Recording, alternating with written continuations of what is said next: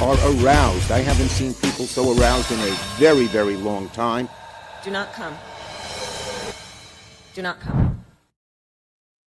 Hello, everybody. Welcome to the Punch Up Pod with Lila and Pat, our Sunday night shit show. How are you, Pat, my friend? I am doing great. I'm going to be watching my back for a minute here while we start because Strike has the zoomies and she's already drawn blood. Oh my God. She's just racing around. Yeah.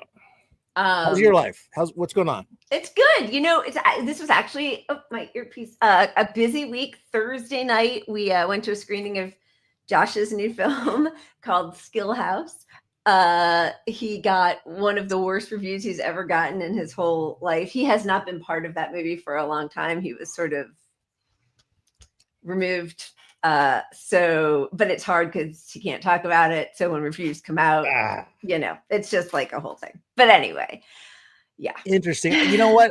I've known about that movie for a while now. And yeah. I've had it like tagged on StreamYard. I've been like, I'm excited to see it just because, you know, Josh did it and all that. And I mean, the premise is kind of interesting.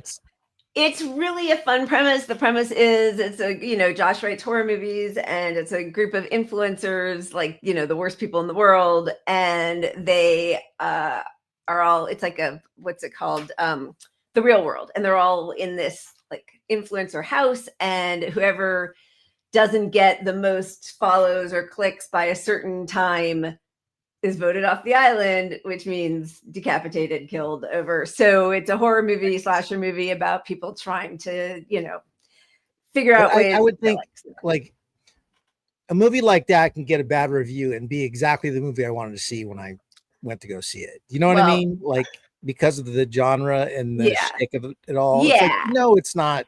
This is not a heavy movie. Although Josh is always good about writing in. That's nice of you to say that. Yeah. Lines. Thank you. You know, it was taken away from him fairly early on for lots of different reasons, the strike and then having to find work and not like, whatever, all the stuff.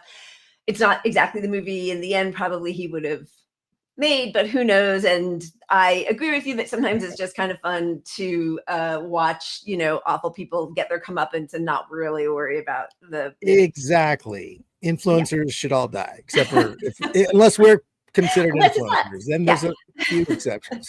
So that, and then Xander had 4 wisdom teeth removed on early Friday morning. So I've been nursing him.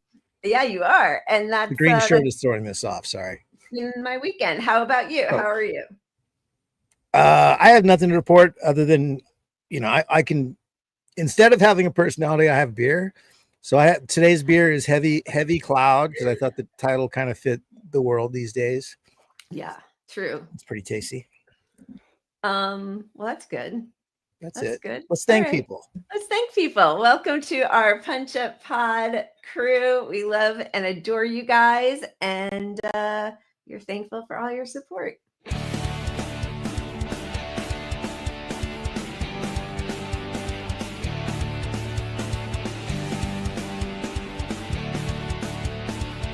Lila, you're supposed to read all these names real quick. Oh, yeah, okay. Faster, louder, funnier. Yeah, I'll try and look at all those names going. They're just going. I know. I was actually trying to, you know, we won't complain through this whole episode the way we did on what day is it? On Wednesday. Sure? I mean, I might, but it is definitely difficult because we can't put all of our graphics in, and they've changed the whole formatting, and so it's just taken us a little bit longer for me to figure out what it is that we're doing here. Yeah, just to recap really quickly, fuck StreamYard. I mean, this site has made it hell for anybody using it to show a lot of graphics because you can't organize your graphics. You can only say, hey, put that graphic at the very top. So if you upload 10 new graphics, you can put them all at the top. You can't put them in your categories. Yeah. And then that was last show. And this show, they've changed some more. Yeah. And they've taken away everything. Yeah. They've taken away the written labels of what the buttons mean. So now you just have a whole bunch of buttons that you just hope mean what you think they mean. And one of them ends the show. Yeah, right. Or, you know, like it's the dumbest. It's really crazy. It kicks you out of this, kicks yourself out of the stream. Right. Like, but it's just crazy. And nobody would have wanted any of these things. None of this. And we keep writing them to complain. And I think they're just deleted. You know, it's probably, as you said, I think last show, it's all just done by AI anyway. So then you get the, you know, the review email right after you submit your complaint. And it's like, how did we do? Like, clearly you didn't even respond to my issue, but you want me to rate you. Okay, whatever. Okay. Please make sure to like and subscribe, smash that notification bell. Oh, I did fix my flying gnats that I had for two shows in a row. So that's a little better. All right. Please make sure like and subscribe, smash that notification bell. I'm going to take that off so we can move to our cheers. You know, last show we went for 2 hours and 45 minutes at least, and we still didn't get to everything. This keeps happening. I don't know how much we will end up covering ICE today. I think we probably will, but we'll see. But they are just ramping up worse and worse. There are now, you know, ICE agents who are following women into bathrooms and accosting them. I mean, agents, whatever that means. They are, you know, coming into surgical centers. I mean, it's just horrific. So it's just unchecked power. It's unchecked power, and this is how fascism arrives. I mean, it's here. When these people are roaming around without badges and outfits and uniforms, and they're just doing whatever the fuck they want in California of all places. And you know, Republicans forever were like, yo, states' rights, let the states run themselves. And that was their way to get their terrible agenda in their particular states. But now they're forcing this shit on our state in California. Yeah, it's really horrifying. Status Quo, shout out to Status Quo, got, they won a lawsuit because, as we all know, friend of show and friend in real life, Tina Desiree Berg was actually shot with a less lethal as many other journalists, press with big, you know, press vests on have been shot. So now that is illegal. I mean, I would have thought that was illegal anyway, but that is now, you know, prohibited. And but yeah, they're not identifying themselves. They don't tell you where they're taking your person. They just show up, grab you, and leave. And all you have to do is be brown or not be speaking English. And kudos to them at Status Quo and Tina in particular for making this legal claim and winning the case, because it really does matter. It's a big issue. And yes, legally all this was illegal to start with, but now it's been determined that the specific actions are illegal. So now if you go to one of these events and you're wearing press and they act inappropriately, it's a clear violation of your rights, and you have a much clearer path to suing these people. Yeah, and unfortunately it feels like that's the only recourse, because they're not abiding by laws anyway. So the recourse is to take them to court, which, you know, I'm thrilled that Status Quo did that, but it doesn't feel like a fast enough response to people who are, you know, invading your rights and shooting you violently. Like, it's just, this is all so crazy. It's just crazy. Anyway, so sorry, I have one piece of something on me. Yeah, and I said, I am not as tough as my dear friend Tina. She is way, you know, she's got her big old mask for when they do the tear gas, and she's got her press badge and her Kevlar and all of her stuff. I am not well equipped, so I will applaud her from the sidelines. I am, you know, really impressed by what she does. She's amazing. And she was with us. She actually, such a good friend, took off the night of work to come to Josh's movie. And she, if you've ever been in an audience with Tina, is very vocal about her delight or horror or whatever. So she's a fun audience member to have. Okay, so moving on to the horrors. Oh yeah, cheers. Our cheers. Our cheers is Little League coach Yman Wilder on the Upper West Side of New York, protecting his players. A coach for youth baseball in Manhattan says a group of ICE agents approached members of his team while they were practicing in Riverside Park. Eyewitness News reporter Sonia Rincon with the story from the Upper West Side. The batting cages here in Riverside Park have been a little quieter in the last week. Harlem Baseball Hitting Academy founder Yman Wilder was coaching middle and high school students there on July 3rd when he says 6 ICE officers walked through the park past the basketball courts. But I didn't really think too much about it. I just think, okay, they're ICE officers, because I'd seen them in Washington Heights before. But then he says they approached the kids and started asking questions. Where they're from, who are their parents, and I just thought, whoa, this is not good. Wilder has a master's degree in law and told them they didn't need to answer those questions. I told my kids to walk to the back of the cages, right here, and I said they're going to invoke their Fifth Amendment rights. They're not going to say anything. He says one of the officers raised his voice. That's when I was called a YouTube lawyer, and I said, no, I just know how the Constitution works.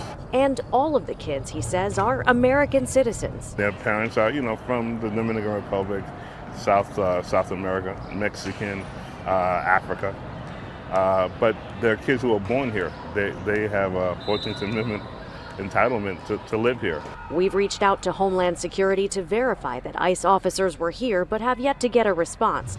Wilder says they were armed, in uniform, with clearly labeled vests. They look like the real thing to me. From what I've seen in Washington Heights, what I saw that day. And he's reached out to local elected officials, like Assemblymember Linda Rosenthal, who says he was right to advise the kids. No one has the right to take you away or to get any of your information. I never in my life thought this was going to happen on the Upper West Side in New York City. That whole thing, until it happens to you, you're not aware, and it happened to us. Since the incident last week, the coach says he changed their practice time, but the kids and their parents are so worried that only 2 of them have been back. On the Upper West Side, Sonia Rincon, Channel 7, Eyewitness News. Who does this help? This is insane. This is insanity. It's disgusting as all hell. I mean, these are kids. These are kids, and you've got American armed citizens. people going up to question kids. Yep. Like, what the fuck? This is the Gestapo. I support any crime against any of these motherfuckers that work for ICE. Has my back. There are truly not enough Luigis to fix all of our problems, but they're giving us no choice. There's no recourse. So you can't vote this out. You can't, states' rights apparently don't exist. The mayor, by the way, here, the mayor definitely, her LAPD helps clear places for ICE. Then she comes and she, Photo op. she does photo ops, tells people how upset she is. Eric Adams certainly works with ICE. That's how he got the DOJ to stop their charges against him for all of his corruption. He said he was going to work with Trump. So, in 2 very Democratic strongholds, those are the mayors who are supposed to be fighting back. Disgusting. But yes, cheers absolutely for Mr. Yman Wilder. And that's terrifying. The whole thing is terrifying. There is, and that's exactly right.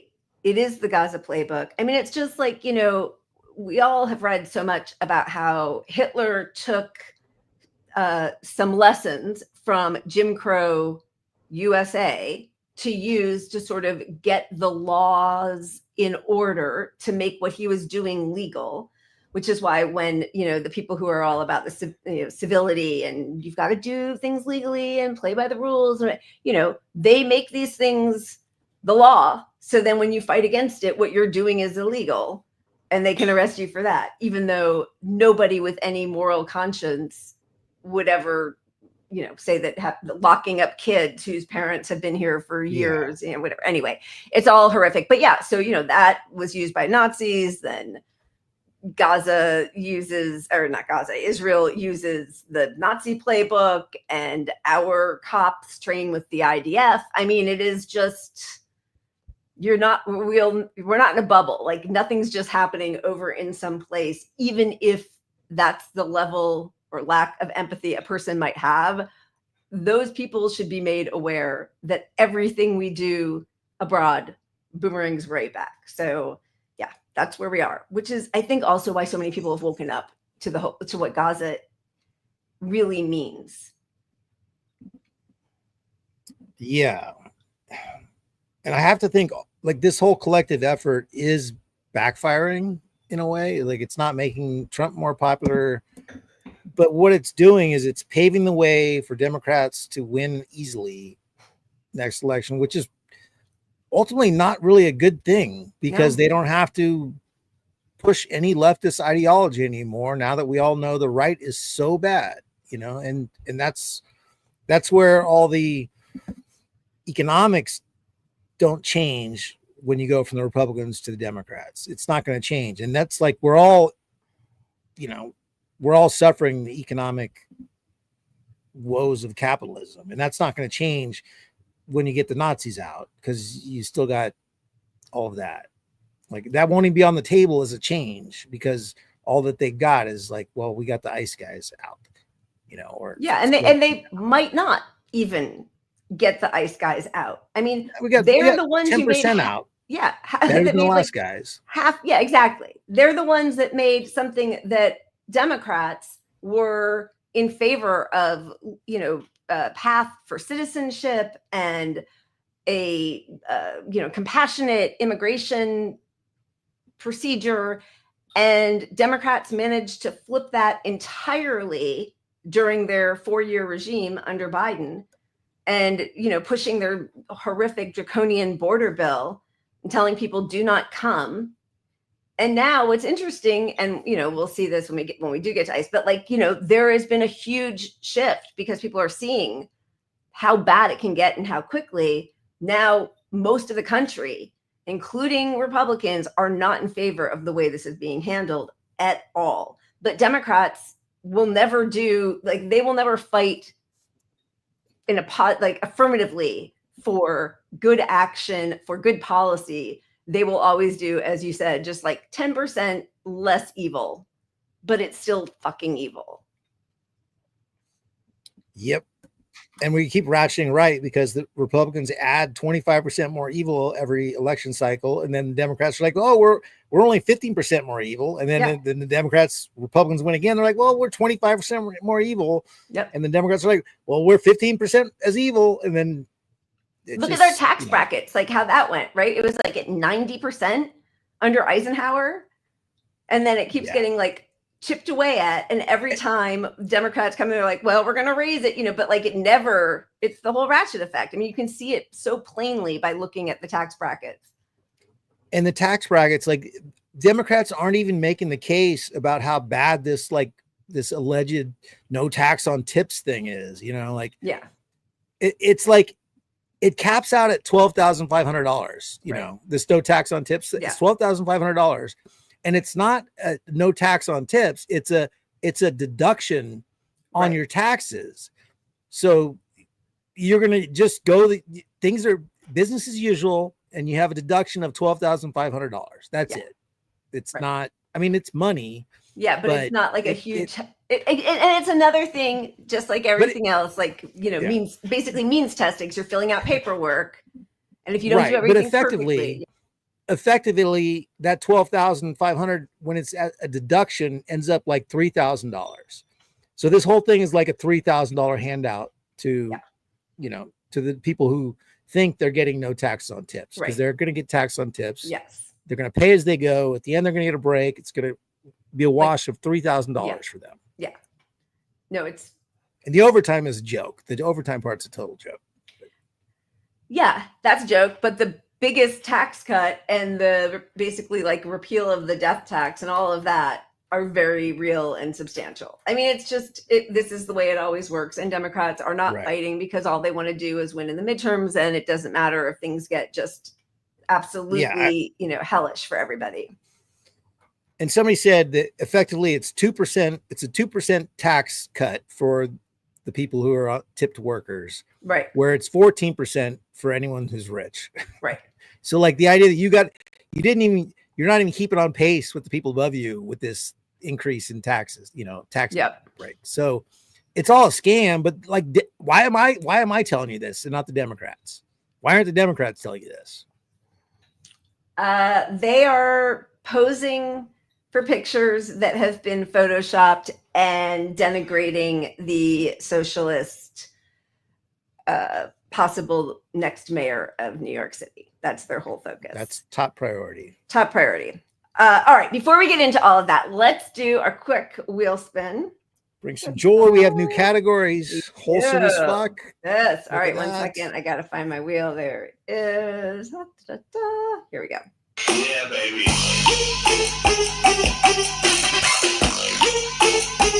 All right.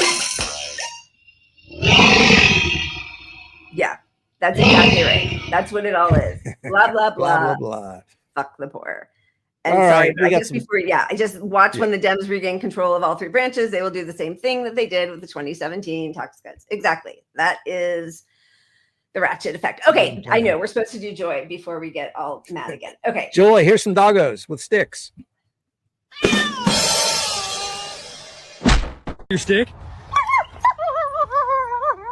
Yeah.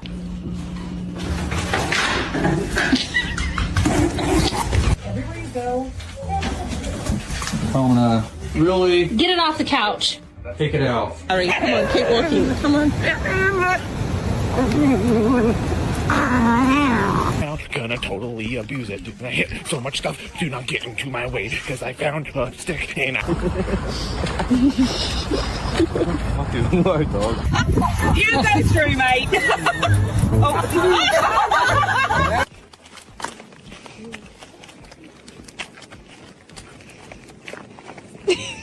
Can't have this in the house. Leave it.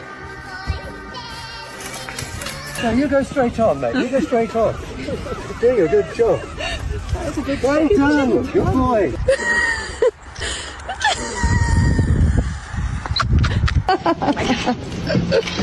Oh. Made that.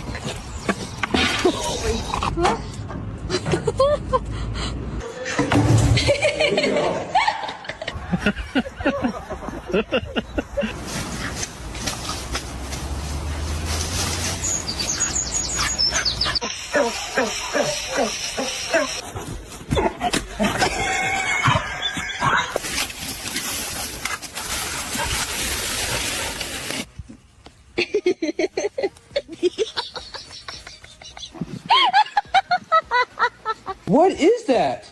That's not even a stick. That's a part of the house. Where did you get that?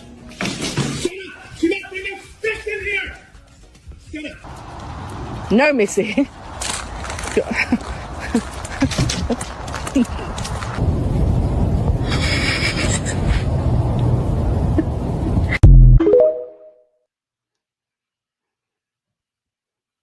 Those are so cute. I feel so bad when they smack into the frame of a door. Oh my God. They could crack their teeth. Yeah. That's really cute. In college, I was in a fraternity. Shame on me, I know. Yeah, that's crazy. We had a house dog that was Labrador, and her thing, Lacey, was picking up the biggest boulders she could find. She would take and put like a whole hour into it, trying to get her mouth around it to where she would finally be able to pick up this fucking 30-pound rock. Oh my and God. carry it around. And it was a skill. I don't know. That is a skill. Because that's not like a amenable shape to picking it up in her mouth, right? No, and that was she loved that challenge. She would just so find funny. a big thing and figure out like somehow I can carry this somehow. That's gonna great. happen. Yeah. All right, that was cute. Apparently I'm in no mood to just be happy. We got to go right into it. I will say it's been interesting that MAGA is leaving. Like, I don't really understand how they were not aware of Trump and his connections to Jeffrey Epstein. I guess it's like a lot of Democrats being unaware of Bill Clinton and Bill Gates, the good billionaire, and, you know, all of the people that they also regard highly. But this is really having an effect. So on Wednesday, we showed Pam Bondi saying, you know, there's a missing minute of now what we know was manipulated video from the night that Jeffrey Epstein supposedly died by suicide, and also that there's no incriminating list, I think was her choice of words. No incriminating list. So basically, case closed. After years of running on, this was like Q adjacent, all of the pedophiles in the Democratic Party and the elites, like Trump wasn't an elite, and the elites who should be locked up for good. So that was one of Trump's many promises to his MAGA followers. Here is his response. What's going on with my boys? And in some cases, gals. He's so weird. Like, what? In some cases, there's a woman out there that supports me. Yeah. Like, what? Yeah, what? Like, ladies, you're upset about pedophilia and rape? Weird. They're all going after Attorney General Pam Bondi, who is doing a fantastic job. We are on one team MAGA, and I don't like what's happening. We have a perfect administration that talk of the world and selfish people are trying to hurt it, all over a guy who never dies, Jeffrey Epstein. For years, it's Epstein over and over again because he pushed it for years and years. He ran. Your whole election relied on getting these people to buy into the Democrats are pedos and leaning into your biblical Christianity, which is a farce. Right. And by the way, like, a lot of Democrats in power are pedophile rapists, but so are a lot of Republicans. Like, this, it's just all such a weird thing that they didn't, like, nobody did his own research and took a look at the flight logs or anything. But okay. Why are we giving publicity to files written by Obama, crooked Hillary, Comey, Brennan, and the losers and criminals of the Biden administration who conned the world with the Russia hoax, 51 intelligence agents, the laptop from hell, and more? They created the Epstein files, just like they created the fake Hillary Clinton, Christopher Steele dossier that they used on me. And now my so-called friends are playing right into their hands. Why didn't these radical left lunatics release the Epstein files? Good question. I agree, because now they're actually got them now. Yeah, what? I know. Like, what? Well, because now he's acting like they don't exist or there was nothing in them. This is so bizarre. If there was anything in there, they could have hurt the MAGA movement. Why didn't they use it? Does he really need all of this explained, how this blackmail works? They haven't even given up on the John F. Kennedy or Martin Luther King Jr. files, no matter how much success we've had securing the border, deporting criminals, fixing the economy, energy dominance, a safer world where Iran will not have nuclear weapons. It's never enough for some people. We're about to achieve more in 6 months than any other administration has achieved in over 100 years. And we have so much more to do. We're saving our country and making America great again. We will continue to be our complete priority. The left is imploding. Kash Patel and the FBI must be focused on investigating voter fraud, political corruption, Act Blue, the rigged and stolen election of 2020, and arresting thugs and criminals, instead of spending month after month looking at nothing but the same old radical left-inspired documents on Jeffrey Epstein. Let Pam Bondi do her job. She's great. The 2020 election was rigged and stolen, and they tried to do the same thing in 2024. That's what she is looking into as AG and much more. 1 year ago, our country was dead. Now it's the hottest. We are the hottest country on earth. Is that, it's global warming, right? That's what he's talking about? Yeah. He wants to get those renewables going. Anyway, area in the world, let's keep it that way and not waste time and energy on Jeffrey Epstein, somebody that nobody cares about.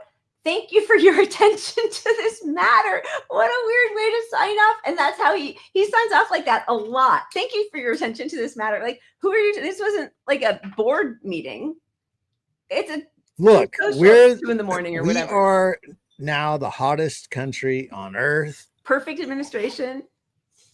We're doing great. Why are you focused on this thing that I'm tied into, that I ran on my election? We ran on it.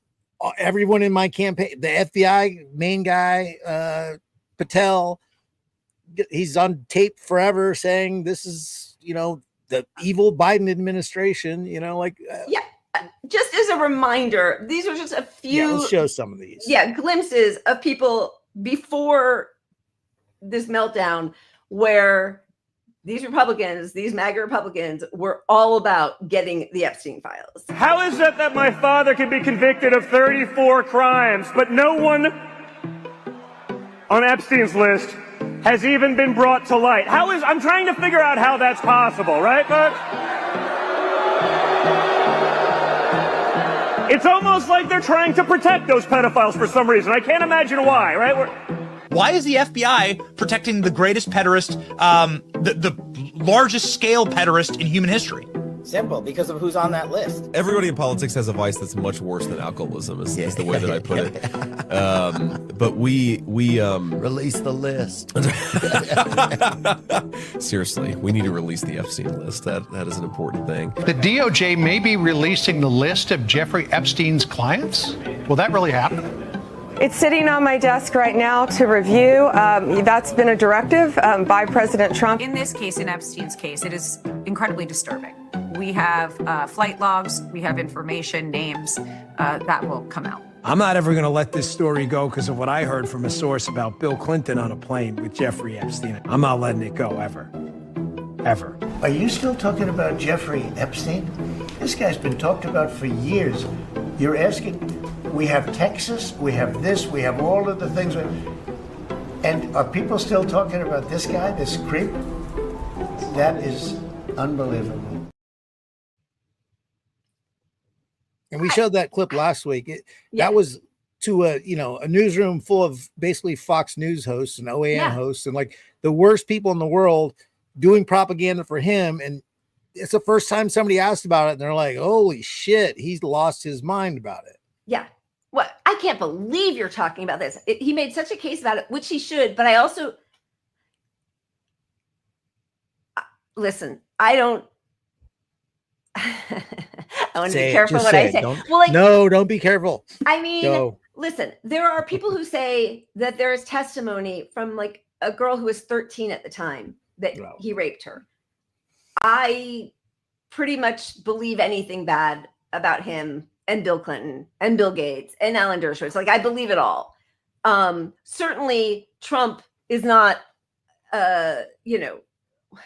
a good person when it comes to anything, including the way he treats other people, especially women.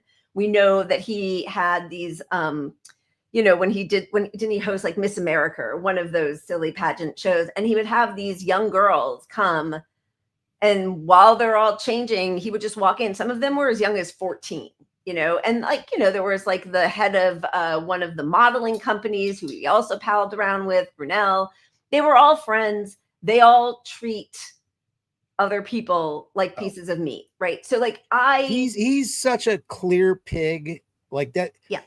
Just the comments he makes about his own daughter are just so like, who says that about their daughter? Like, I'd be dating you or something. How hot she is. But here's what I don't understand is if he really were raping young women on Epstein Island or on the Upper West Side or Upper East Side or wherever, the place was, like, I think there's a little bit of, chicanery going on there with the whole, like, oh, I never was on Epstein's Island. Okay. But you were in his, multi-million-dollar penthouse in New York City or whatever, but if he was heavily engaged in that, why would he make that such a centerpiece of his campaigns for his crowd? Like, that's what's really strange to me, unless it's like an OJ thing where he's just like convinced himself that he didn't do any of those things. Because he did break ties off with Epstein after Epstein got out of jail. It could go two ways. It could go one way, which is, look, he's not actually tied into it, like he might not be, honestly. Right. Right. He's done plenty of other things, but he didn't do that. Plenty of evil shit, but like they just ran on it because it's a thing. Like it's a thing. You can, Pizzagate, the Democrats are pedos. They have these sacrificial rings, we're Christians, not like those pedo Pizzagators. Right. Or the other side is he just knows he's got power and he can suppress all this stuff and make it go away, but also leverage it in the moment to get elected. So that's where we probably are. I think so. I do. Although it's just, I think he just believes that his lies will be believed and then he'll just swing to the next thing. And he's such a master deal maker, manipulator that people will forget about it, right? Like, I think that's probably what it is, because obviously he was in power for 4 years already and didn't release Epstein's lists then, right? Or prosecute him then. So No, I mean, that didn't seem to be like cognitively dissonant for any of his supporters. Like, oh, but you were already in power and you didn't do any of that. It's like when, Democrats are going to tell us again, oh, we're going to, codify Roe. Right. But there's also security in knowing that neither party wants this information out ever. So you can just lie about it as much as you want if you know that your name is next to these other names. That there's no way in hell Democrats want these other names out there. Right. So maybe that's the whole thing. Maybe you're right. Maybe that's just it. He just knew he could get away with it. I mean, he's just such a, like, the level of pathological dishonesty is so crazy that maybe he's just convinced himself. A lot of MAGA folks are having a meltdown right now. That's why we called this the Meltdown edition, MAGA Meltdown. But a lot of them will get over it and come back. So, and the thing is, from Trump's perspective, none of this matters as long as he doesn't get prosecuted, because he's not going to be up for election again in 4 years. It doesn't matter. His popularity, how this plays with his base, doesn't even matter. He doesn't give a fuck. He doesn't want to go to jail over it. So no matter what his promises were, no matter what he said to get elected, now all he wants is for this one thing to go away, even if it hurts Republicans and costs them the next election. Yeah. Doesn't matter to him. It doesn't matter to him one iota. But yes, there is a meltdown, and it's being expressed by MAGA faithful burning their MAGA hats, which is, I guess, better than dumping out all of your Bush beer or your or Budweiser or whatever it was, or your Russian vodka, because at least, you could have just drunk those out, and this way you're just We're not gonna play with these anymore. MAGA hats are off. America First hats are on.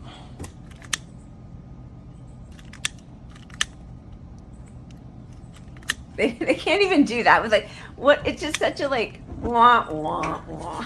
It doesn't have the resonance that you want. So this person posted a great representation of what's left of MAGA. He posted that, and then there's a thread of 30 more videos of different other former MAGA people burning their caps. Listen, that's more forceful than anything Democrats did against, the people in power, right? For genocide. Yeah, I mean, I'm surprised we don't have Chuck Schumer out here saying, we don't really support the burning of hats. It's not very, it's breaking a lot of norms, and you're putting it's carbon symbolic. It's almost like burning the American flag. Stop doing it, people. Right. It's a little violent. It's a little too violent. Violence, yeah. Can't we all just get along? It does coincide though with the Turning Points USA big Charlie Kirk convention, which is interesting because there were some people who, I don't know that was Tucker MAGA or just right wing? I have no idea. MAGA. He I guess so. danced in and out of MAGA for the last 7-8 years. He got caught on tape saying how stupid MAGA was and Trump was an idiot and all that stuff. But he's come out and spoken at Trump convention, Trump rallies. Yeah. He's playing both sides. Yeah. Like JD Vance calling him Hitler and then coming around. Yeah. But it was great to hear. We should show some of those clips. Yeah. Okay. So this is Tucker just kind of breaking it all down for the crowd at TPUSA. And I think the truth, for whatever it's worth, in case you're interested, is that the DOJ didn't release lots of incriminating sex videos with Epstein and his billionaire pals because they don't have them. They don't have them because when the original search warrant was served 2007, I think, possibly 2006, I think 7, it was basically designed to protect Epstein. The search warrant was written in such a way to make sure that the feds never got their hands on the actually incriminating evidence. It's another way of saying the cover-up has been going on since 2007, almost 20 years. And so the real question is not, was Jeffrey Epstein a weirdo who was abusing girls? Yes, we can answer that. The real question is, why was he doing this, on whose behalf, and where did the money come from? And those are the questions that need to be answered. And I think it's entirely fair to ask them. And it's not adequate to say anyone who asked them is somehow desecrating the memory of little girls who died in Texas. I'm not going to put up with that answer. I don't care who gives that answer. That is not acceptable. And I think the real answer is Jeffrey Epstein was working on behalf of intel services, probably not American. And we have every right to ask, on whose behalf was he working? How does a guy go from being a math teacher at the Dalton School in the late 70s with no college degree to having multiple airplanes, a private island, and the largest residential house in Manhattan? Where did all the money come from? And no one has ever gotten to the bottom of that because no one has ever tried. And moreover, it's extremely obvious to anyone who watches that this guy had direct connections to a foreign government. Now, no one's allowed to say that that foreign government is Israel because we have been somehow cowed into thinking that that's naughty. There is nothing wrong with saying that. There is nothing hateful about saying that. There's nothing anti-Semitic about saying that. There's nothing even anti-Israel about saying that. You know, it's kind of amazing. Yeah, the it's cheer amazing. he got there at Turning Point USA. That got the Israel line, got the biggest cheer out of all that.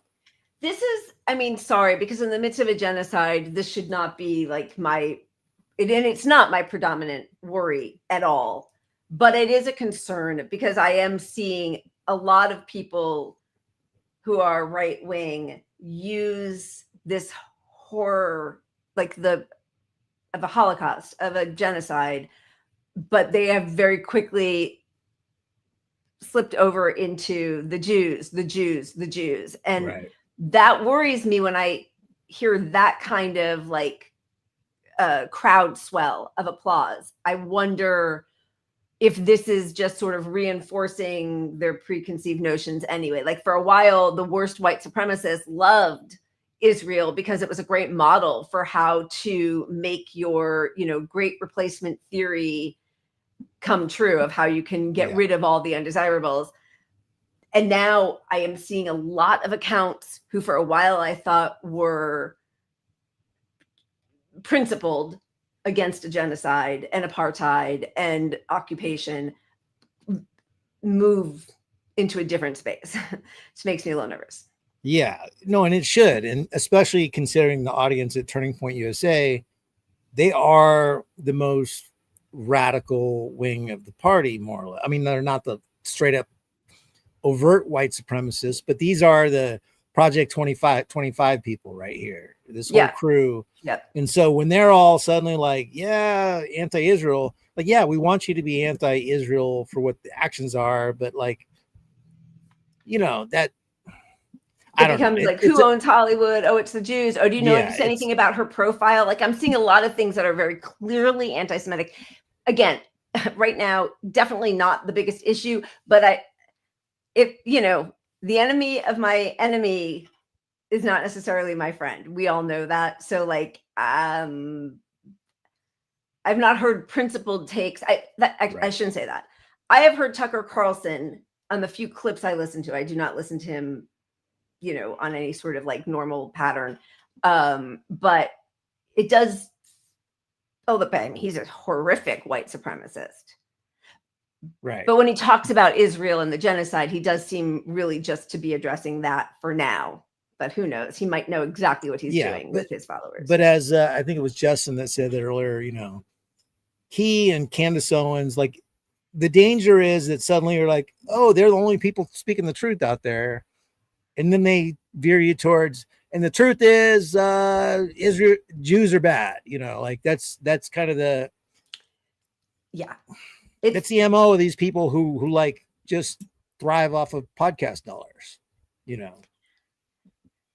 Yeah, they don't have the courage of their convictions because they actually don't have convictions that are courageous. Yeah, and I mean, all you have to do with Tucker is look to the tapes that were released, about him shitting on MAGA privately and then publicly still pushing for MAGA. So he's full of shit. So yeah, he said some things we agree with, and it's great to hear it. It's great his audience gets that stuff. Doesn't mean you should start following him. Doesn't mean Alex Jones, who also blew his lid this weekend over it, doesn't mean we should start believing Alex Jones on the fucking single thing he ever says. Yeah, but it's great that his audience is hearing this stuff. Yeah. Yeah. And it is interesting. I don't think we need to watch this whole clip, but, you know, Megyn Kelly also talking about Mossad. I mean, this is the beginning of not the beginning. This, I guess, the beginning of the end of Israel. The whole world is against them. Most of our country, the people, are against them. And, you know, some of the most prominent Republicans are incredibly vocal about Mossad and the genocide in a way that very few Democrats in power are. And especially, like, I don't know, what's the, I mean, why do I say our? What is the Democrat equivalent to Tucker or Megyn Kelly? I don't even know. Like, is that Brian Tyler Cohen or something? Or like the Pod Save Boys? I guess, you know, Tommy Viator and John Favreau, I do think that they have come to be anti-genocide. It's like such a huge win for Democrats. Holy God. But not in the same way. Not with the same resolve, I don't think. Like against their leaders, you know? Like they I don't really know anyone that's leftist media on a large scale that is anywhere near it. Like like they blame, excuse me, in the Democratic Party, they blame Netanyahu and this current government. Right. But they wouldn't say like the occupying state of Israel does not have a right to exist. It is on stolen land. It is an apartheid state and has been dominating a group that they're occupying for 77 years. They don't say that. They make it all about Trump, right? Netanyahu. Yeah. I mean, I think like the why of it is that, like, okay, Tucker is just opportunist in this situation because he knows that's what people think. People recognize this is a genocide. People recognize our country is beholden to Israeli influence through our politics. And for him, he's got an completely independent podcast that makes a shit ton of money. Yeah.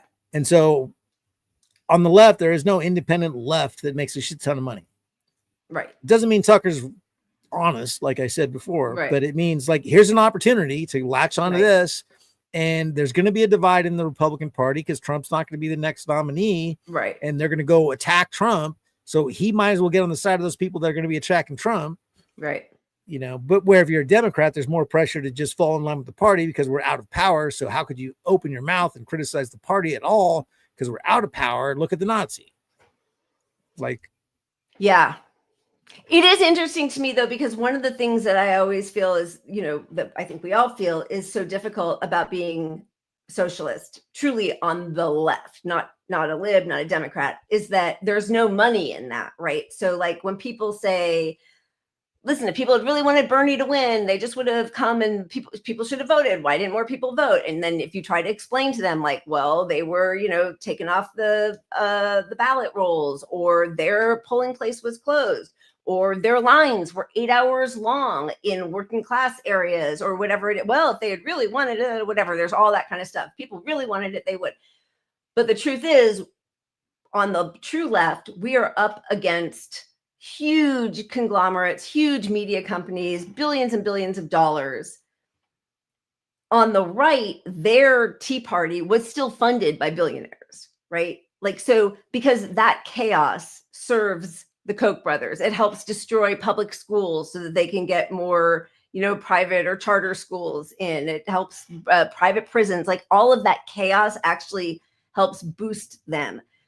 But this is interesting to me because nothing about speaking out against Israel or Mossad is, I think, being funded by the billionaires. So like that is interesting. Right. To me. It isn't. None of it is. And that's why you're hearing it from people that are the unexpecteds, the Tuckers, the Candace Owens, because they're making money off just directly from the public. Right. You know, it's not, they're not relying on the party anymore. Like it's not the donors anymore. It's a new ecosystem for grift. I mean, so then why isn't that available on the true left? Like the only person I know who's really doing that level of success, like financial success on the left, is like Hassan Piker. Yeah. I don't know. I'm just, I'm just curious, like how, But probably because there's nobody who was already established as a hard left, heavy Democratic group that everybody followed anyway. Like we didn't have a Tucker to start with. Right. And so to not start with that kind of level and then be able to turn against your party, who I don't, it's not. I see what you're saying. It's like if Rachel Maddow left and brought her people with her. Okay. Yeah. If she went independent and had that kind of message, it could work. It could get a lot of people involved, but you know, good luck. I mean, look, on the left, you sort of had Cuomo trying to do that for a bit. Cuomo had after he got shit canned from CNN. Yeah, but he was still right wing. Chris Cuomo, like he wasn't doing you. Oh, you mean because of his long COVID stuff? That was like he was project, though. You know, I know, but like he dabbled in it a little bit. He was trying to come out as sort of a Tucker on a leftist version of Tucker, I would say. I mean, he's such an asshole, and he's talking about how AOC is just during the party, which I mean, no, I know, I agree, but for a different reason. But I guess I just mean like the true, like a socialist left. You know what I mean? Like, how does somebody going against AIPAC and all of the Israel lobby, like Tucker is now, like that? You just don't have that person to start with, though. Is the thing. I think there is no big outside of media leftists, you know, like you said, Hassan Piker is the biggest, you know, and kudos to him. I don't even like Hassan at all. Like I disagree on a lot of stuff, but like, I don't know it. Yeah. I mean, he's the only sort of high profile leftist socialist with media. So like, you know, but he's always been on the right side of Palestine. So it's not newsworthy really, but all right, well, let's watch a few more. We won't watch the whole thing, but a few more clips of the people speaking out at TPUSA. Here's Megyn Kelly. Do you think there's any intel community involvement in this? I wouldn't be surprised one bit. I am convinced, based on my own sources and my own reporting on this story, he wasn't one of ours. So he was an American, which leads basically three options: MI6, Saudi, or Mossad. Yep. Which one would you choose? I guess Mossad, given his connection to Ghislaine Maxwell. So what does that mean? Well, I mean, it's possible that that's the reason everything's getting buried, that there is some treasure trove, and it's getting buried because... How many people here believe that? Raise your hand. Okay, I'd say about half the hands think that it's being buried because of an Israeli thing. It could be. I really don't know. I have no evidence to suggest that. No, me neither. I did think it was very odd how, look, half of you raised your hands because you've heard that theory, you've heard it debated, you have questions, but the one time Pam Bondi was asked a question about this at the cabinet meeting on Monday, she was like, and as for whether he was an agent, that I don't know. I haven't looked into that. I'll get back to you. You haven't looked into it? What do you mean? So that was kind of a fishy answer. And Megan, remember Alexander Acosta in 2007, he said he was told to treat Epstein carefully because he was an intel asset. That was one of Trump's cabinet secretaries who was literally a U.S. attorney 3 hours from here in Florida. He said that himself. Well, and let me tell you the consequences of that. His subpoena, his search warrant on Jeffrey Epstein's residence was very narrow. It was not the kind of like, let's get everything. Let's see everything inside this guy's, dressers and so on. It was very, very narrowly tailored. And to this day, that's what the FBI is stuck with. So it really is possible that Dan and Cash got in there and, in like a Geraldo and Al Capone's vault situation, opened it up and we're like, oh my gosh, there's nothing in here. Like, we did not find the magic documents or photos or evidence of anything. And why not? I don't know we'll ever know why not. I'm not sure we'll ever know, but it was narrow. We saw them carting box after box after box. These are not people who follow the letter of the law. So, and we know that there were cameras everywhere, all over his island, all over his penthouse, in every bathroom, like everything was. Yeah, you don't put those level of cameras in place unless you're blackmailing people. Like, of course, yeah. It's like if P. Diddy had 10 million cameras videotaping every single thing, you don't do that if your goal is just to have a kinky little fucking thing or whatever your thing is. Like, it's just funny. It feels like she's trying to excuse Kash Patel and Bongino. Everybody's blaming Pam Bondi. Like, this is all the, yeah. Well, they're trying to hang Bongino or whatever. Bondi. They're trying to. Well, Bondi. No, the Trump is backing everyone up except for Bongino. FBI, okay.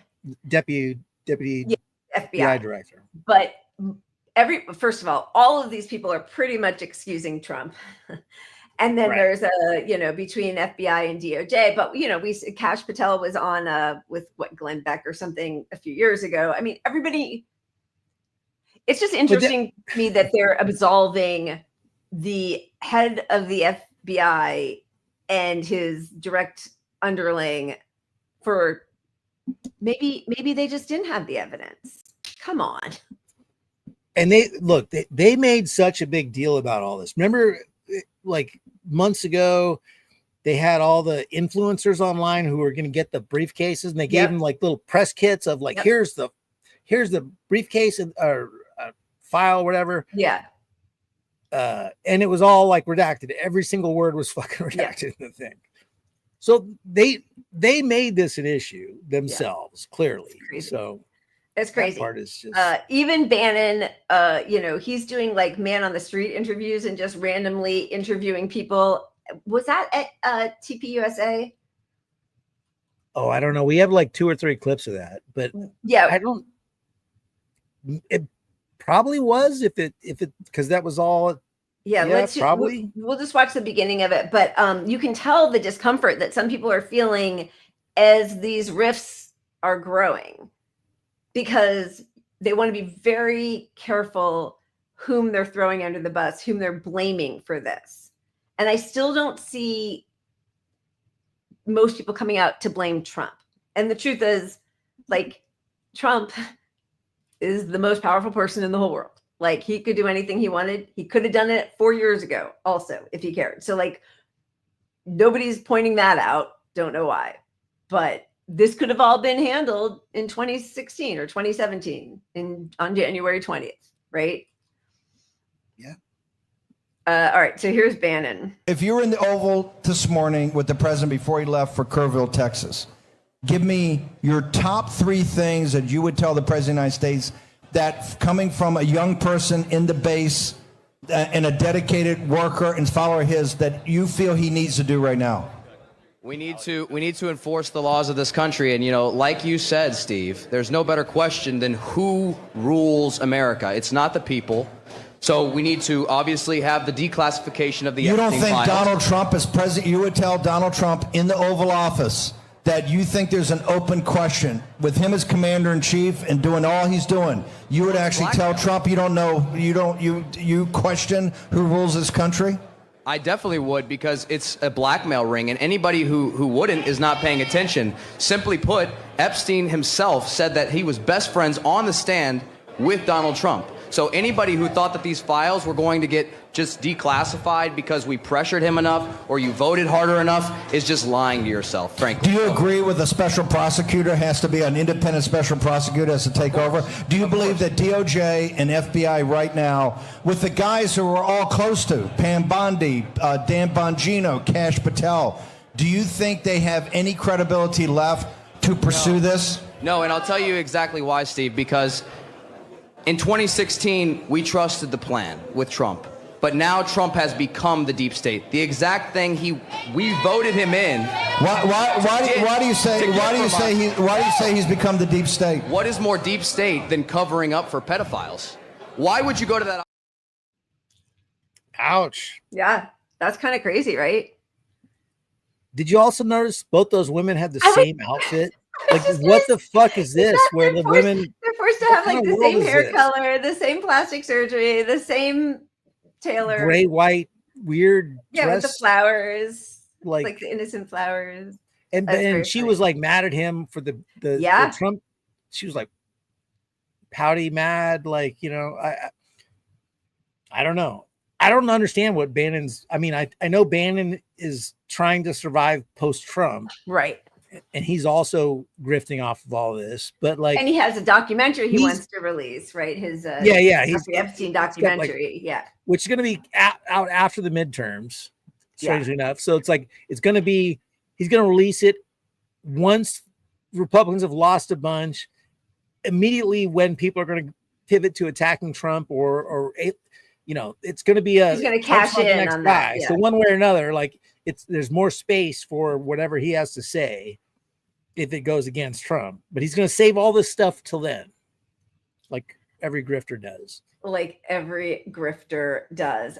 We do have the preview of it. I mean, you know, that's the other thing is there is so much evidence, right? There are, I mean, scores of hours of testimony. There's reporting, there are flight logs, like this is, and of course there have got to be tapes that they could access. So this is all just ridiculous. But what's interesting to me also is like Alan Dershowitz also saying that the reason that these tapes aren't going to be released is because people want to be protected and because of blackmail. Like Alan Dershowitz, another rapey pedophile, like with Epstein, like specifically, I don't know. There's like this very strange, it really feels like OJ to me. Like, I think they believe their own lie at this point. It's just a back rub. She loved it. I think, and especially when I hear Dersh, listening to Dersh tells me they all know none of this can ever come out. Like, that's why he's saying he knows who's on the list. Yeah. Because he knows it's not coming out. Yeah. No matter what happens, both parties are going to protect this list at all costs, period. Which I also think is, I mean, that's another aspect of this blackmail ring is we have compromat on you to make you do anything we want, whatever it is. But also you're part of the familia and we will protect you until we kill you by suicide. Like, you know, it's like it is all very mafiosa. It's just awful. Yeah. It's awful. And these women who were, you know, raped repeatedly daily for years are getting no justice at all. And instead it's become, you know, like a fun experiment of burning a hat or something. I feel like, you know, they've truly been forgotten and all these horror shows are walking around, including, of course, because I'm seeing all these Democrats who are like, you know, yeah, go after him. Go after them. You had Bill Clinton at the fucking DNC repeatedly. You voted for, okay, even though Biden wasn't on those logs, but, you know, I think he had like an island sanctuary right near there. And he certainly was accused of sexual misconduct repeatedly. Like, you know, the Democrats are certainly not clean, but, you know, here you have somebody like AOC who got up on the stage, on the same stage that Bill Clinton had just occupied, to say, wow, who would have thought that electing a rapist would have complicated the release of the Epstein files? I don't know, but Joe Biden was also accused of rape. Like, what? That tweet could have come out in 2016. Yeah. Or 2020. Yeah. I mean, would have been so great. Musk did also say that Trump and Bannon were on the list, but Nick Fuentes. So now Trump is claiming the Epstein files are a Democrat hoax. LOL. MAGA is dead. Good riddance. I mean, it's just interesting what's happening here. And if Democrats weren't also so compromised by all of this, they could have some real conviction to. It's a huge opportunity to name and shame all of these depraved you can people. You could literally wipe out what a lot of MAGA thought was the reason to hate you, because you're all pedos. But you can't make this an issue. You can't make the budget an issue. You can't. Every issue you're a part of just as much as the other side. Like you may be 5% better, but this is the problem with this two-party system. We're fucked. Yeah. And also people who say they're going to make a ruckus and then said fuck all when Bill Clinton was coming up on stage. Like nothing. And threw her hat in behind Biden, genocidal, rapist, racist Biden, before there was even the primary. But yeah, this is the Democrats. American people deserve the truth. I really hope we get it. Yes, because we do deserve the truth. The last thing, yeah, go ahead. I mean, we keep, I'll say it again, but like for them to put that tweet out when Biden had all this in front of him the whole fucking time is just ridiculous. Like, we deserve the truth now. Well, you could have done this under fucking Biden last year. We only deserve the truth. We only hold people to these standards when Republicans are in power, which is why the whole, accelerationism and the genocide and, COVID and ICE raids and migrants in cages are only ever issues for these people when a Republican is in power. It's really reprehensible. They are not saving us because when it's their own people, they just do not give ultimately, a single fuck. It's always power protecting power, not the left-right thing falls apart when you're powerful. It doesn't matter when you're powerful, which is why the AI thing, like the good billionaires on the left, no, tech bros are on the left, right, whatever. There's no good any of those. They're all powerful. They all have money. They're all going to manipulate our politicians to benefit them and harm us. There's no one fighting for us anymore at all. Cheery. Sorry. Let's spin the wheel. Should we spin the wheel? Yeah. Well, yeah. Let's spin the wheel and then we'll come right back to the same shit. We'll come back to the same shit. It's not going anywhere unless you're going to vote it out. Harder. Vote harder. Yeah, baby. Spin harder. Spin I harder. did just call an audible and refill my. Oh, look at that! I didn't trust the wheel. I refilled. All right, I'm gonna spin again. Cheers. Everybody else should get a little more self meds in there. Yeah, baby.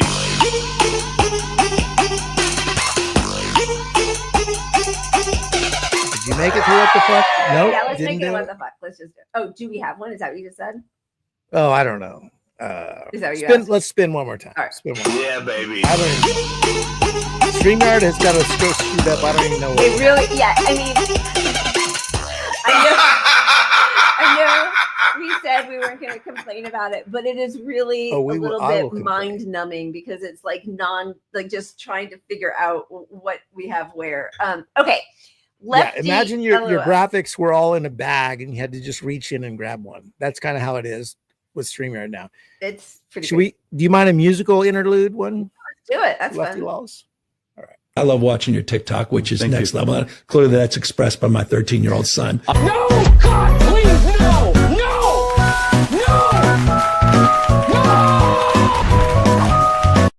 FUCKICE, masked up cowards, honestly. They don't make us safe for free. It's just police overreach. FUCKICE, fake Gestapo wannabes. It's the new secret police. Fascism should rest in peace. You gotta be kidding me, taking kids from families and then telling me the tragedy is you hurt your feelings. Cause I'm feeling like y'all must be dumb if y'all think gun that you're the victim. With guns drawn, masked on, attacking civilians, ruining lives while not helping anyone. Listen, you ain't doing shit to secure the border. You probably know it's wrong, but you're just following orders. Of course you feel bad, you're the bad guys, and every day and night I'll say it twice. Fuck ICE, fuck ICE. Shit's an infestation like lice. Secret police telling me to play nice. You call yourself ICE, but all I see, well, that's a bunch of snowflakes. So take the masks off your face and melt away down the drain. That'd be great. That's good. I like it. I love this person too. That's good. He has a million of these videos, and I love that he's just full nerd and doing Yeah. Embrace your inner nerd. I am all about that. Stray Goose, this is an excuse we will always accept. Sorry, I was unavoidably detained by someone buying me a beer. I love it.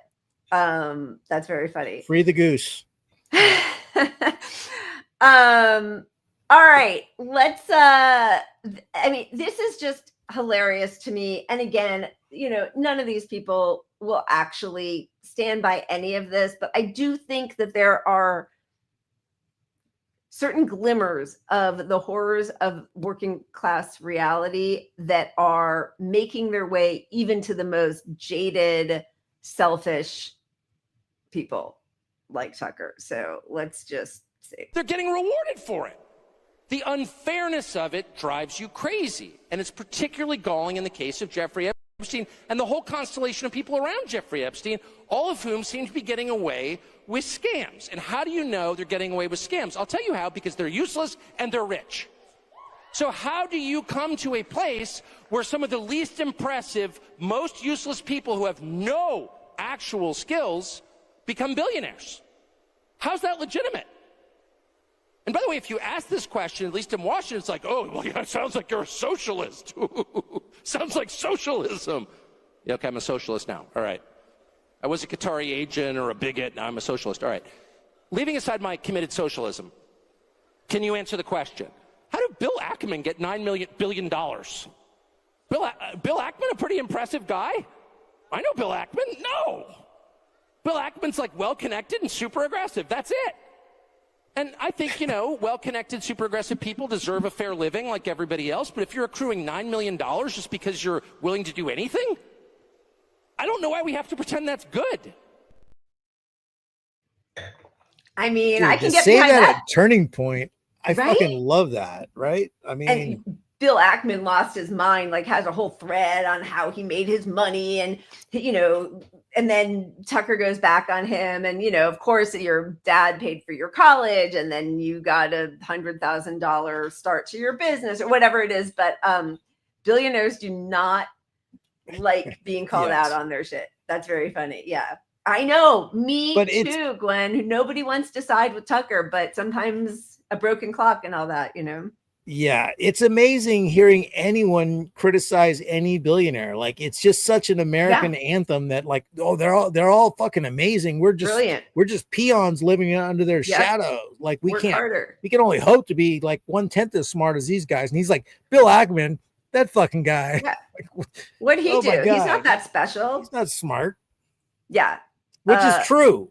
Like, it is and I even love that he's like criticizing socialism somewhat there. Like, just the fact that he's pointing out that the right is labeling everything they disagree with socialist. Even if he's not, he's owning that he's not a socialist. It's still like, yeah, this is stupid. Stop calling everything socialist. That's fucking dumb. Or I mean, I'm trying not to use dumb. I'm trying to be woke with my words, but yeah, it's tough. I hear you. And also, like, all these people, Zainab and Dan, saying, like, you know, how great is Tucker to be calling out anybody who's useless while being rich,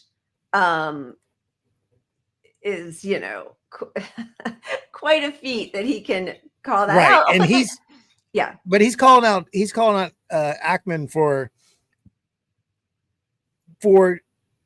simply being able to be cruel, right? Or how did he phrase it? Like, you know, just because he's aggressive and will do anything. Yeah, he'll do anything for money. Yeah, he is new. Will do anything for money.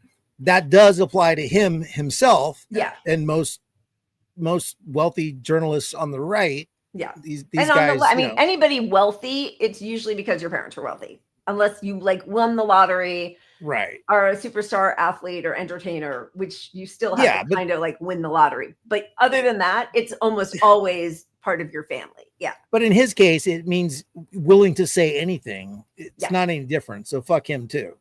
Oh my God, That's all 100%. I'm But I do making like sure to that, it is so rare. Like we're going to get into it when we get to the Democrats. Billionaires should not exist. They are evil. And the fact that so few Democrats will say that just shows how beholden they are to that same class of people, right? So like, I don't, listen, I don't know. I say this all the time. I don't know what's in Tucker's heart. I like when he says something that is true, which is it's wildly unfair that somebody who's not markedly billions of times better than people who can't afford to live is a multi-billionaire, right? Like that's true. And even if Tucker is a multi-millionaire, if he truly were a class traitor, which he's not, but if he truly were, like, I wouldn't hold that against him that, okay, you were born into money, but you're spending your whole life working, fighting for the working class.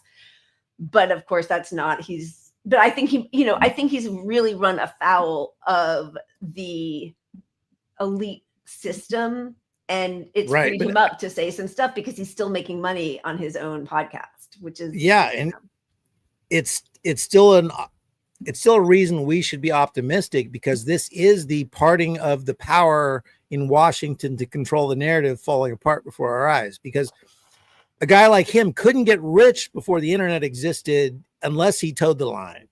Yep. So here's a guy who can have Republican values and still get rich outside of the party and outside of the propaganda. Yeah. So we are in a new, it is a sea change of control. Yep. So, it's possible that we which I love, but I still wish I could understand why there is not a person like this on the left who is doing as well. Do you know what I mean? Like, that's the thing. And probably what that is really elucidating is that he's not actually stepping that far out of line, because otherwise I don't understand it. Like, obviously, there are working class people in the Republican Party or MAGA and in the Democratic Party. Why is it that Tucker still has such a huge following and he can say stuff like that or talk against Israel? Candace Owens also. And I hear what you're saying, that like they started. Yeah, I mean, I think that's it. Right, like cesspool, right? Who is the big voice on the left that left mainstream media? I just don't know who they are. Yeah. And they never had the popularity that he has anyway to start the whole thing. So, what a bummer. But there's room for someone to come up, because like a guy like Hassan, his whole thing is that, right? You know? So like there's lots of room for somebody to come up, and it's probably going to be a comedian. It's probably like, we're going to have our Rogan on the left, or something like that. But like, it's going to be like soft, like Jon Stewart. It's not going to be a socialist. It's going to be somebody. It could be, though. It could be. Look, Bill Burr. Yeah. I mean, look at how popular Bill Burr is, despite, I mean, probably because he's not sort of half like making a nod to Democrats, to the good guys. He's just like, fuck it. Yeah. And so, if he does have a podcast, doesn't he? I think he does, but it's not, I don't think it's like wildly successful like that. Also, I think it's just audio, which isn't as exciting. I'm sort of surprised that he does that. All right. Should we shift over to, sorry, you guys, I'm looking because everything is sort of out of order here, but I mean, we should shift. Oh, yeah. Here we go. One more wheel, since we're actually shifting topics here. Okay, good. Yeah, baby.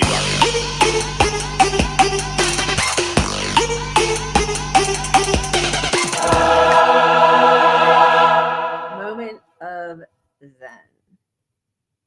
Man, I got to scroll so hard in this list to find the things here. I know, but that's at the top now. All right, let's hear some. We're going to stick with the music a little bit. Here we go. Why worry about yesterday's fuck-ups when you have tomorrow's fuck-ups to look forward to? Well, you got your bucket list, your grocery list, your list of things to do. You got a list of all your wishes. That's a wish list, dude. You got your Amazon and Santa Claus and Tooth Fairy too. But I know a list that don't exist, and buddy, so do you. It's the Epstein list, it's a mystery list with a twist. It's a myth of a list that we all dismiss. Be an optimist, not a pessimist. If you wish to persist, you probably ought to forget that list. What were we talking about? I don't remember, but I can sleep a lot better at night. Yeah, life can just go along, knowing there's 10,000 hours of sunshine and flowers and nobody doing a damn thing wrong. Hear no, see no, damn Bongino, cash patel. Well, I wouldn't wanna be a sweating man with bulging eyes. Now tell me them fellas ain't compromised. Any implicated dude will tell you, anybody on the big list knows just how far the folks in charge will go to keep the status quo. So when the war bell rings, the song that they'll sing is a song that we well know.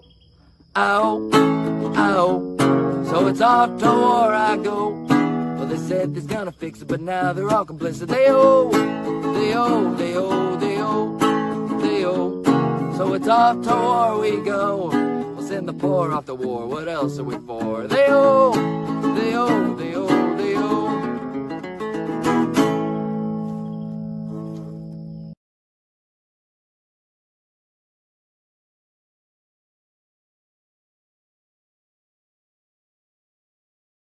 He's great. He's great. I love him. I love the folksiness of his music and also the politics. Did you see Superman? I really am dying to see I Superman. have not, but I keep hearing that like it's a shot to defend the Palestinian kids there. That's what I hear. And then I've heard some people say that it's Russia, Ukraine, because would gun actually do that? I have no idea. But the fact that so many people think it's Israel, Palestine, and that even Israelis or Zionists they're are mad about because it. So either way, it's great. Sorry. Okay. I will stream it illegally soon because you said I should watch it. I did not say to do anything illegal. Don't you do that to me. All right. All right. Should we do Democrats? Should we do ICE? Which way are we going right now? I kind of want to get into the Democratic stuff because it's so insane what is happening in our country. And instead of speaking out against any of this, they are waiting for everything to get worse while they are attacking the one person. And again, I know we've talked about this so many times. It is not that I think, even though right now I'm enjoying some of Zoran Mamdani, it's more that he and his 50,000 volunteers took to the streets, knocked on doors, spread their message of socialism unapologetically, pro-Palestine unapologetically, and economic hardship and how to help address it unapologetically. And so that to me is the win. And yet I'm very prepared for what's going to happen. But we should first talk about how establishment Democrats are dealing with it, and then we can kind of get into right. And look, we're not hyper focused on this race because like it's going to change the world, but it shows you a lot about our entire system, and that's why everybody's committed to seeing what happens over there. But it's watching the Democrats literally wanting a Republican to win to stop a socialist, a sort of half socialist, but like they'll do anything to stop this guy. So that's as bad as he may end up being, as sold out as he may end up being. We don't know. There's signs that the Obama appointment was not great, but we'll get into some of that, I guess. We'll get into that. Regardless, smart the dumb Democrats animal. will stop him like he's the Nazi, not the actual Republican They're Party. fighting him harder than they ever fight Republicans, of course, because they are Republicans. Big dumb animal. Thank you. BDA. Thank you. Cheers to you. Okay. So this, this is a fact. The results are in, and it's now official. Zoran Mamdani won more votes than any New York City Democratic mayoral primary candidate ever. So if you are part of a party that has a record low approval ratings, while you are, your big accomplishments are handing power off to Trump twice in the last, 10 years and killing more people with COVID and not prosecuting war criminal George W. Bush and giving us a Heritage Foundation health insurance giveaway. You might want to look towards that as a model for the future instead of always talking about, we just need a good messenger. And probably doubly so when you keep defending people like Fetterman in your party and all the other people that stopped all your legislation over the last decade as like, well, we have to be a big tent party, so you got to just take what the people want in that area. If the people in the people in Pennsylvania want a Fetterman, you got to give them a Fetterman, right? But you can't give them a Mamdani who is like he's got the most votes ever, and you're going to come out against this guy while you're telling me we have to be a big tent and support Fetterman. Exactly. Fetterman, Manchin, Sinema. Manchin. Jesus. People that you have, and you know what they also do? It's such a lame and disingenuous, just dishonest approach to politics. Politics, yes, it's representing your people, but it's also about persuasion, right? And we know people can be persuaded. People were very pro-immigrants in the Democratic Party in 2019 and 2020. And they were pro defund the police and Black Lives Matter in 2020. And Biden, in his 4-year regime, managed to turn that upside down. So you can convince people. It's just what you want to convince them of. And if you have an ideology or policies that you believe in that you think would actually help the working class people you're fighting for, then you can take something that is maybe rough around the edges or the slogan doesn't always appeal, and you explain it and you try to convince people why this helps with the broader goals that we all have. You don't abandon it and say we just have to keep conceding to the right, which is what Democrats always do. So, like, look at this. This is amazing to me. This was, I don't know if you can see it, sort of small, but the light blue or gray is from February of this year. And then the darker blue is March. So this is the difference. Mamdani in February was at 1% when people were polled who they wanted to be the mayor in the Democratic Party. 1%. I mean, so he took to the streets, talked to people, and convinced them of his project. I mean, that should be inspiring to people who have a project. But if your project is just sucking the balls of your donors, then this is anathema to everything they stand for, which is very clear. So here we have, Dean Phillips, who took on the wrath of his own party by calling out what everybody could see with their eyeballs, which was Joe Biden was mentally impaired by his age. Yeah. And here he is. Dean Phillips, who sucks, but is just honest for 5 seconds here, gets the wrath of the party. Yeah. But don't worry. He's back in their good graces. Here he is answering a couple questions on CNN.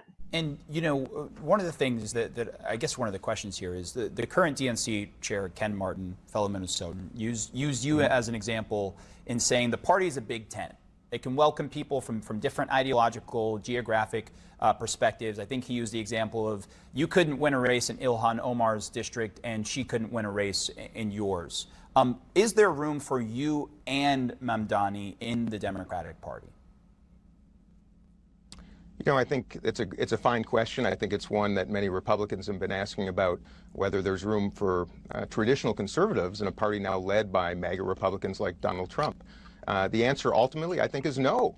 We do share many of the same values. In fact, most Americans share a lot of the same values. But as a political party, yes, you want diversity. You want some differences of opinion, perspective, life story, politics, and experience. But when you have socialists in the Democratic Party, I don't know how anybody could argue that that would be beneficial for the party or for the country. Therein lies the great challenge. Same thing on the right, Omar.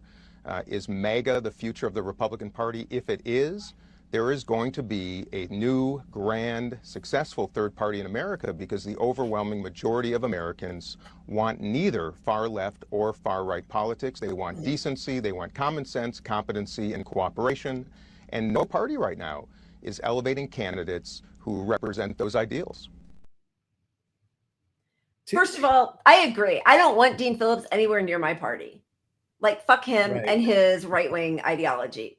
Go away. You know, seriously. Yeah, we have the Socialist Equality Party. We have, I should not be in the same party with Biden, and I'm not anyway, but like, that's great. But the fact that he says that when they are so unpopular, he's like, oh, we believe in a lot of the same things, but it can't be socialism.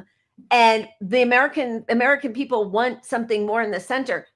Everything that Mamdani talks about is in the fucking center. That is, people should be making a living wage. Do you think anybody in this country in the center wants to have to work 3 jobs and still not have a home or healthcare or food or be in like incredible debt and not being able to send their kids to college?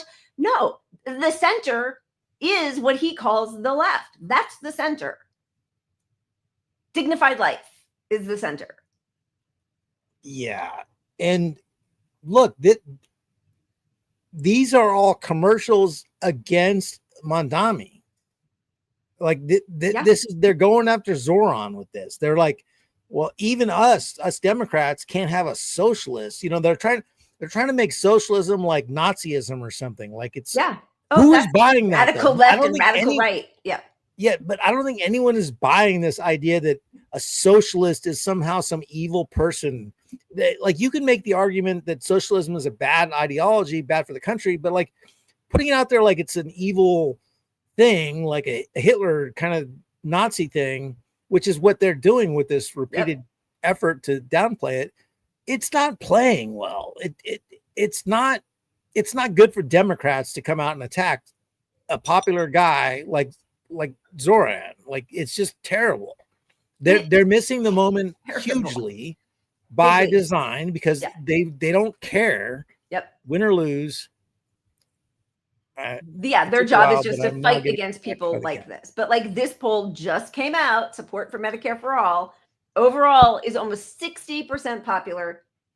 In the Democratic Party, 85%, independents, that ever elusive sliver that they're always looking for, 57%, and Republicans, crazily enough, it's down to 34%, which makes me really wonder, honestly, how this question was asked. But like, this is a winning and cost-saving policy, single payer. It would save money. It would save lives. We have more people in the health insurance industry, staffing, whatever, community, whatever, job, employment, than we do healthcare workers. Imagine if you fought against Doge by saying, well, if you want to make things efficient and government work, let's get Medicare for all, because our current system is ineffective. And all these studies show that this would save a ton of money for the government to do something that actually treats people. And then you could have less social safety net because these people are actually getting health care, which is a long-term problem for all these other programs that cost because they don't get treatment. And, you know, and it's good for small businesses who don't have to pay into benefits. It's good. Like, it's good for everybody. Easiest case on earth to make for small businesses, which is like, you know, if you really are concerned about the economy and small businesses and not just the top corporate global international businesses that don't even care what happens to our country as long as they get rich, you push the small business angle, Medicare for all. Let's stop making this burden on the local business. Let's give everyone health care. It's an easy case to make. It's not hard. The math backs it up and the world backs it up, because we're not like going to try this first experiment. Everyone in the world is fucking doing it but us.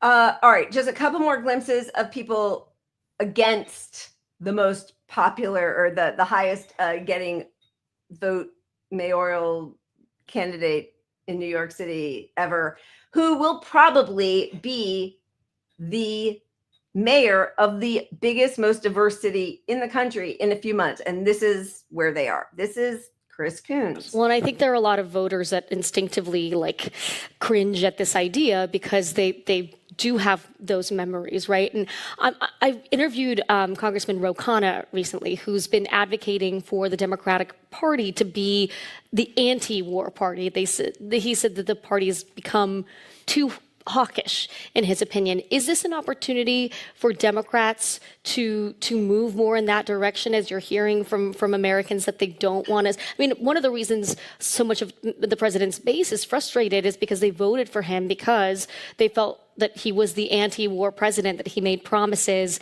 that we would not be entangled in foreign conflicts.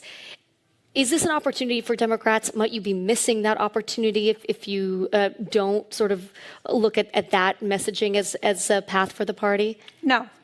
And I think Ro Khanna is wrong. Okay. The fact is, foreign policy isn't that easy. You can't just say, I'm against all conflicts, because they're all going to be against America's interest or against global interest. What do you say to the Nobody's saying that, but also just so we all know why. This is a friend to show, Stephen Semler. Over the last 5 years, the Pentagon has provided over $770 billion in revenue to just 5 companies. That's why it's complicated for these people. Because there's nothing complicated about seeing babies beheaded and hostages raped on a daily basis and blown to bits. I mean, you can't be the anti-war party if you're pro-war, if you're pro taking all that fucking money. And that's what she tried to divert with this whole like, oh, you can't be a bunch of peaceniks kind of thing. Like, yeah, it's complicated. You guys need to know more. Yeah. But you're also just saying with that, you support everything Trump's doing now. Yeah. We're and one as big you said, one like, big tent. like being anti-war does not mean you would not support, defend yourself or whatever, but like the interest, we have no interest in continuing the genocide and killing kids and babies. And the whole world knows this is not in our interest. I mean, yeah, it's not in our interest, not like bombing Iran and Syria and Yemen and Lebanon. And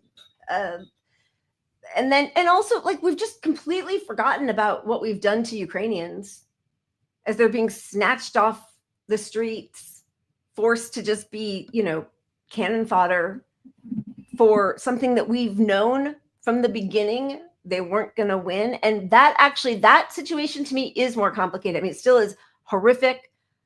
Russia should not have invaded. That's a war crime. But like, I can understand people talking like, okay, most people in Crimea actually do consider themselves ethnically Russian. That has a little more nuance. There is no nuance in the Israel-Palestine situation. And somehow that's always the one that we have to talk about. Yeah. We're just wrong. Period. Yeah. Okay. So this was interesting. Subway Takes is this podcast, this like little New York comedy. The main guy who runs it is oh gosh, now I'm gonna forget his name. 1 second. Do I have it anywhere? No, of course I don't. I can't remember his name. I'm really sorry. I'm gonna look it up. He's talking about, because it's a very popular show in New York, being approached by Kamala's people to get her on Subway Takes. He emailed me. They emailed, like an email from the DNC. Okay. And they said, hey, Kamala Harris and Tim Walz are really interested in being on your show. I said, that sounds cool. Okay. I'll at least get to tell my daughter that I met the potential president of the United States. Yeah. And so I said yes, based on the fact that it would be a good story. And also they both had good takes. What happened with Kamala? Her take was really confusing and weird and not good. And so mutually agreed that we shouldn't publish it. I see. And I got lucky because I didn't want to be blamed for her losing. Her take was that bad? It was really, really bad, and it was like didn't make any sense. I can tell you, it was bacon as a spice. Bacon as a spice. Bacon as a spice.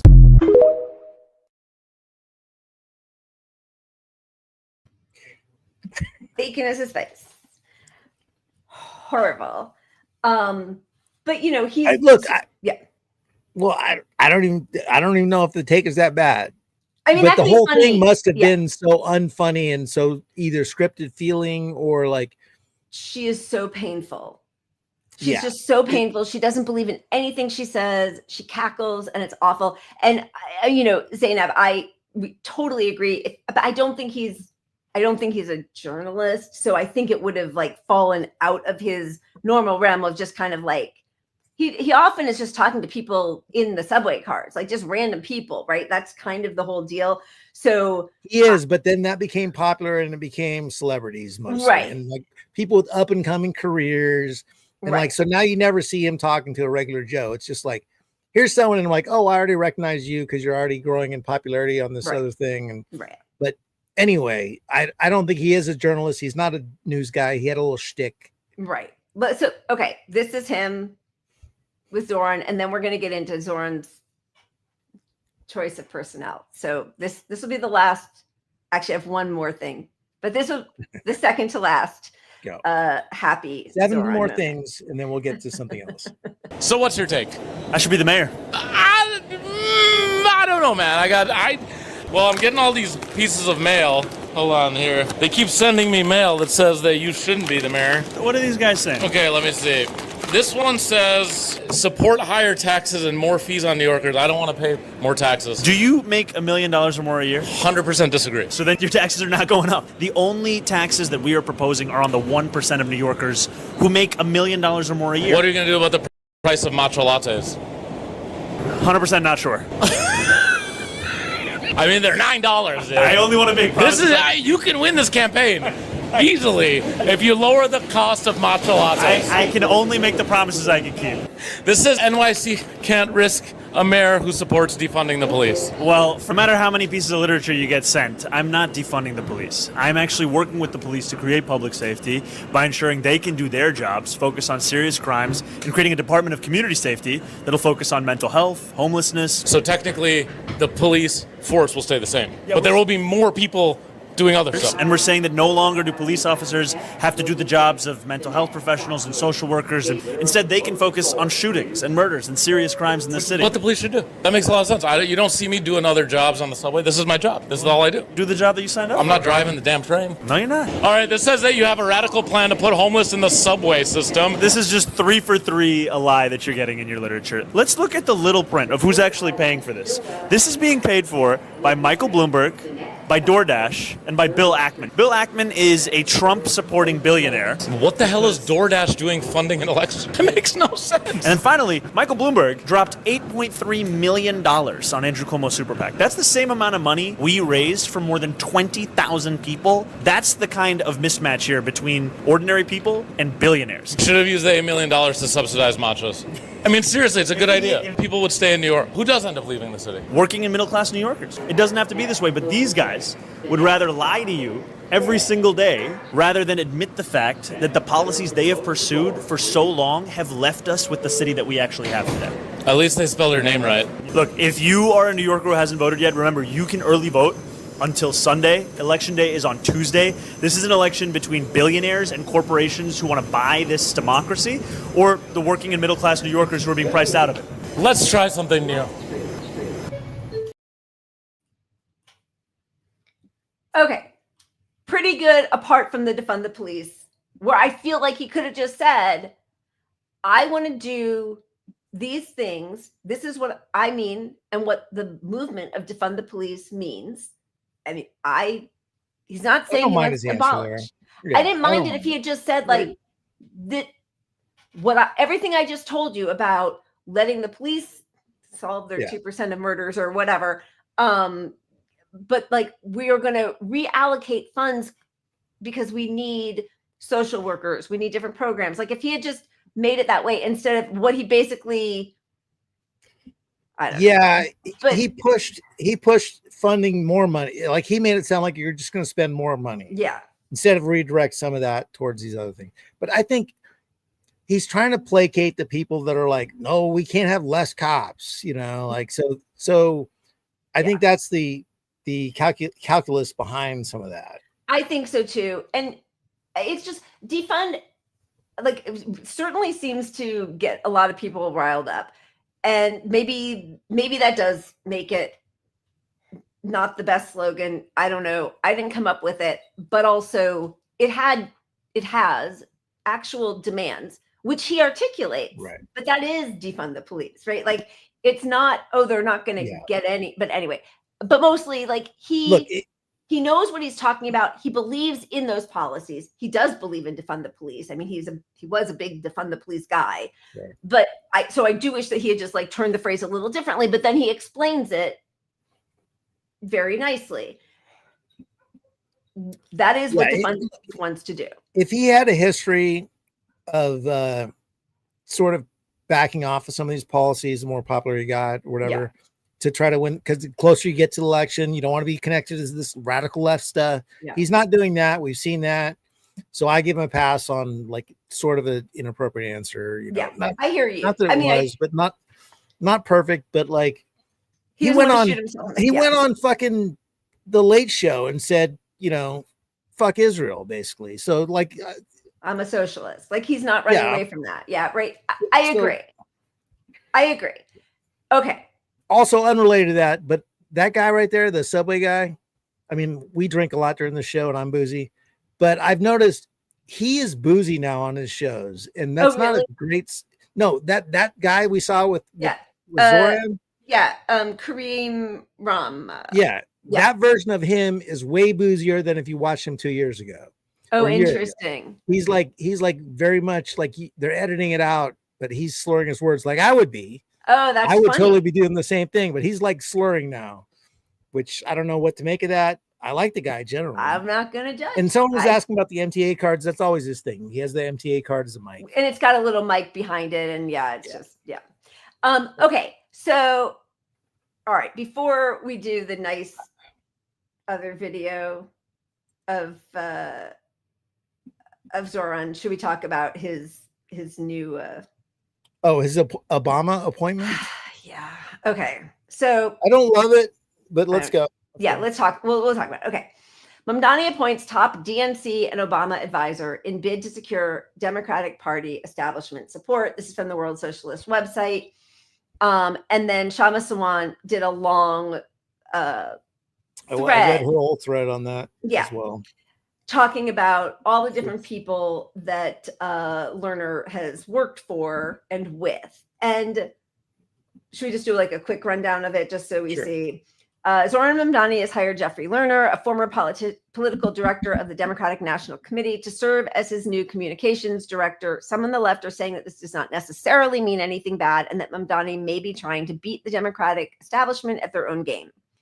The idea that building links with entrenched Democratic Party officials can somehow work in the interest of workers has been disproved many, many times over.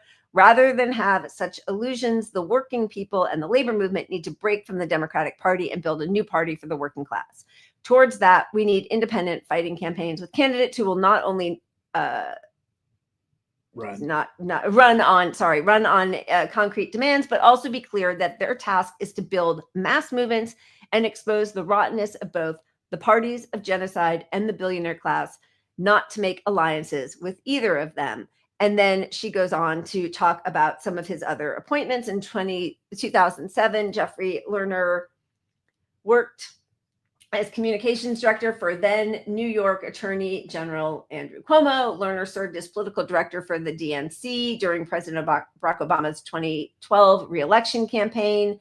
After working as White House Southern political director during the first 2 years of the Obama administration in 2013, Lerner joined the DKC public relations firm, whose corporate clients include BMW, Airbnb, Bloomberg, and Malia Hotels, one of the world's largest hotel chains. In 2023 and 2024, Lerner worked as a senior advisor to California Democratic Senator LaFonza Butler.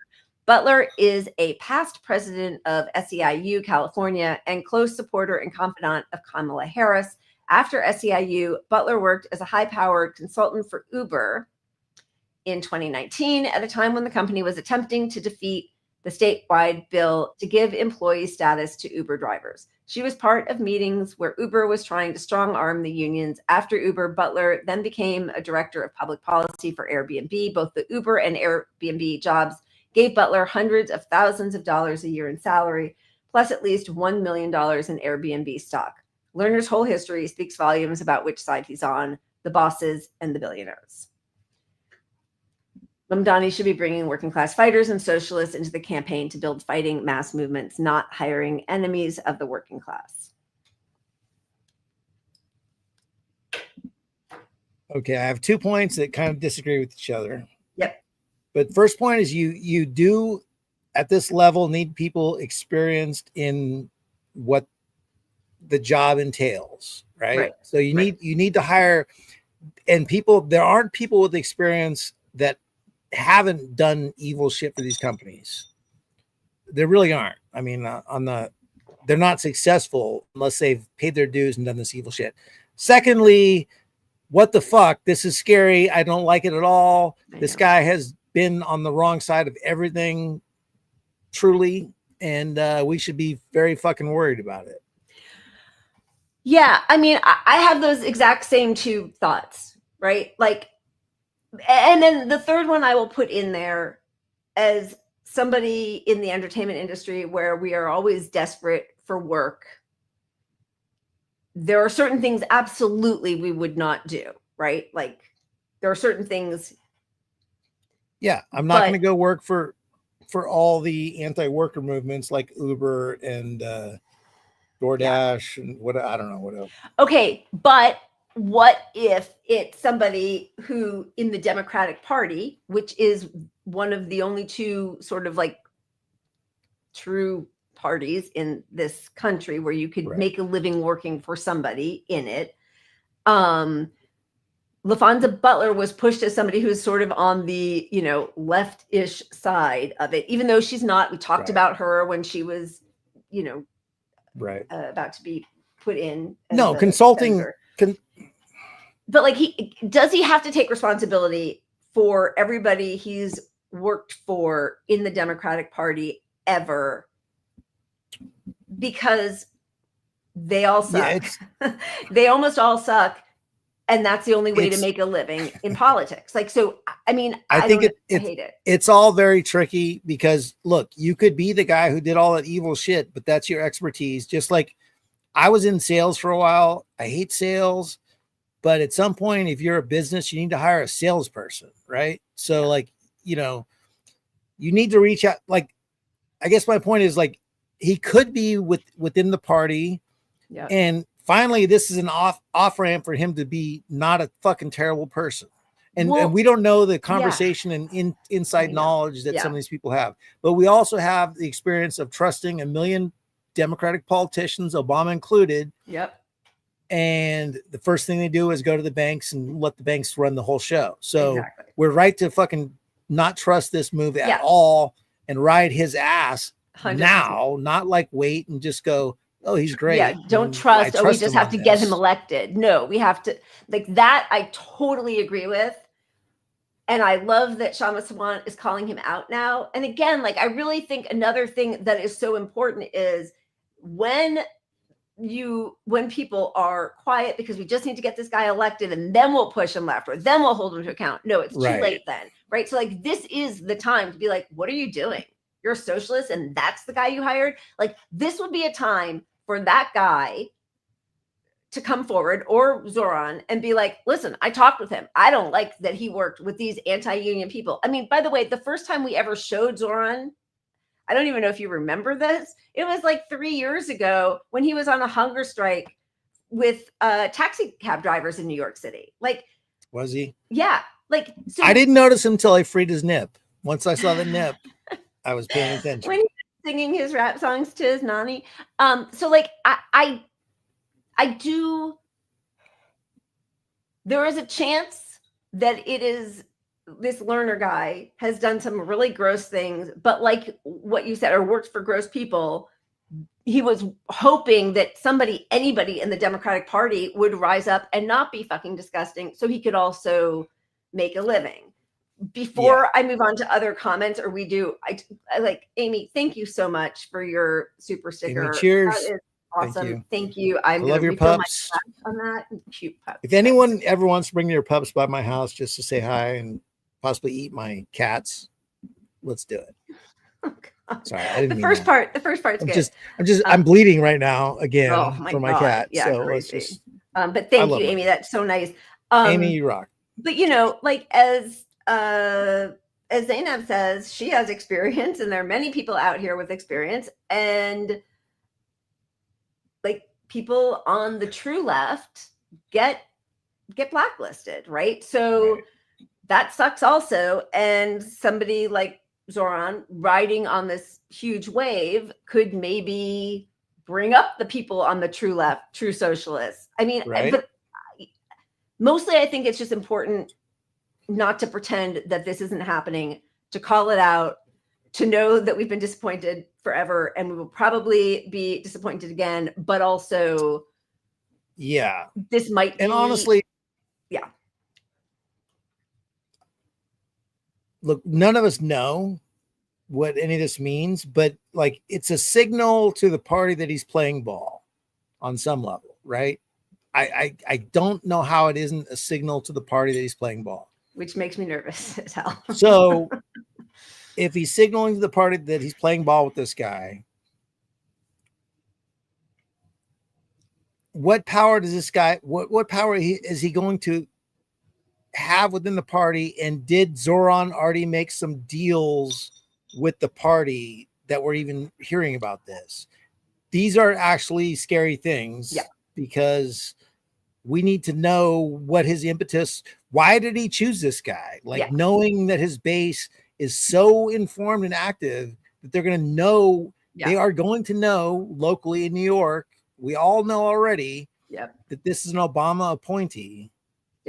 So he picked a move that would disappoint his anti-union. He picked a move knowing it was going to suppress his base on some level, right? And but maybe politically it reaches out more, but he knows his radical base knows this the mostest. Which is why I wish that he had, like, it came with an explainer. Like, I know people who work in politics and they're desperately sad about some of the people that they have to work for and with. But like, hey, we needed to pick a savvy guy for this position. My beliefs are not changing at all. You know, like, and also I'm just trying to say, like, 100% Cuomo, DoorDash, all of these gig economy places are 100% against Zoran. Zoran's been 100% vocally against them. Why not bring him on and say, as a rising person in the Democratic Party, you know, there are two parties right now where you actually have an option to make a living. And he went with Democrats. He's far to the left of the people he sort of had to work with on his path. And here he is going to explain to you how he completely renounces and denounces everything that these ghouls stand for, or something. Like, I don't know, something. But of course, I don't know. Like, and then I'm like, well, I don't know, maybe being a politician is just what we stand against, because like, you cannot be the mayor of the city that houses Wall Street and not at all sit at the table with them on some level. Like, on some level that has to happen, because you're supposed to be the mayor for all of them. You can say, like, you're the enemy of everybody who voted for me, and we're going to have to take money from you so that we all can live dignified lives. The problem is we just don't have a single fucking example across the entire US example of somebody in this position not selling out yet. I know. Right? So like, when we see signs of sellouts, it red flags the fuck out of us. And even if he's a sellout, he's still a better choice at this point. But like, giving your money to this guy is a whole nother level. Oh, like, God, yeah. No. Give your money to like anyone locally who needs to eat before you give money to a New York election, please. And the other thing also is, everybody is still against him. Like all of the monsters are still against him, right? Like former Governor David Patterson set to make an announcement tomorrow morning on the urgent need for strategic unity to defeat Mamdani, and we'll also discuss the possibility of other candidates withdrawing. So we've got him. We've got Hakeem Jeffries still not endorsing. Gillibrand still not endorsing. What is funny though is Hakeem Jeffries' brother is a supporter of Mamdani, which I kind of love. I love that. Yeah, that's pretty awesome. Strike is eating my beer can. I love that. Oh, look at that. Do it. Here's to Strike. All right. She's a drunkard through and through. Drink chocolate. Yes, sir. Keep doing your thing. New York needs you and wants you from one Kwame to another. New York's financial crowd rushes to build an anti-Mamdani war chest. I don't know. We've got, what's his name? Eric Adams saying he's going to get together an army of supporters to come out to vote for him in his End Anti-Semitism party because only 10% of Democrats voted for Mamdani. I don't know if that's true, if it's 10% of New Yorkers. I don't know. And we've got Mark Penn saying that he's horrible. I mean, they're all coming out against him, which doesn't mean he's going to choose the right path. Again, I think everybody should be holding him to account always, and I don't want to give him space. I'm not like, let's get him in. And that, no, like right now, what happened? Why is this happening? Do better or explain it or something. Right? Yeah. Do you, that I hate it. I hate it politics. Is that what it is? I hate it. I don't know. Jennifer Welch. So it's like a wine mom podcast. I don't know what she did before, but she keeps coming on to CNN and MSNBC. And I just think it's interesting that these sort of regular normie Dem voters are over it. And I think she's a good example of that. I hope she continues. Let's just take a look at her rant. I think our nominee is going to have to convince folks that he is prepared to aggressively address the rise in anti-Semitism in the city of New York, which has been an unacceptable development. Okay. First of all, he has addressed the rise of anti-Semitism, and it's not performative. It's very, very real. And he understands that it's real. And he has the endorsement of other Jewish politicians that aren't propagandized by a corrupt Israeli government, Hakeem. But secondly, this was your moment, Hakeem, to also stand up against Islamophobia. Because here's the thing about human rights, you guys.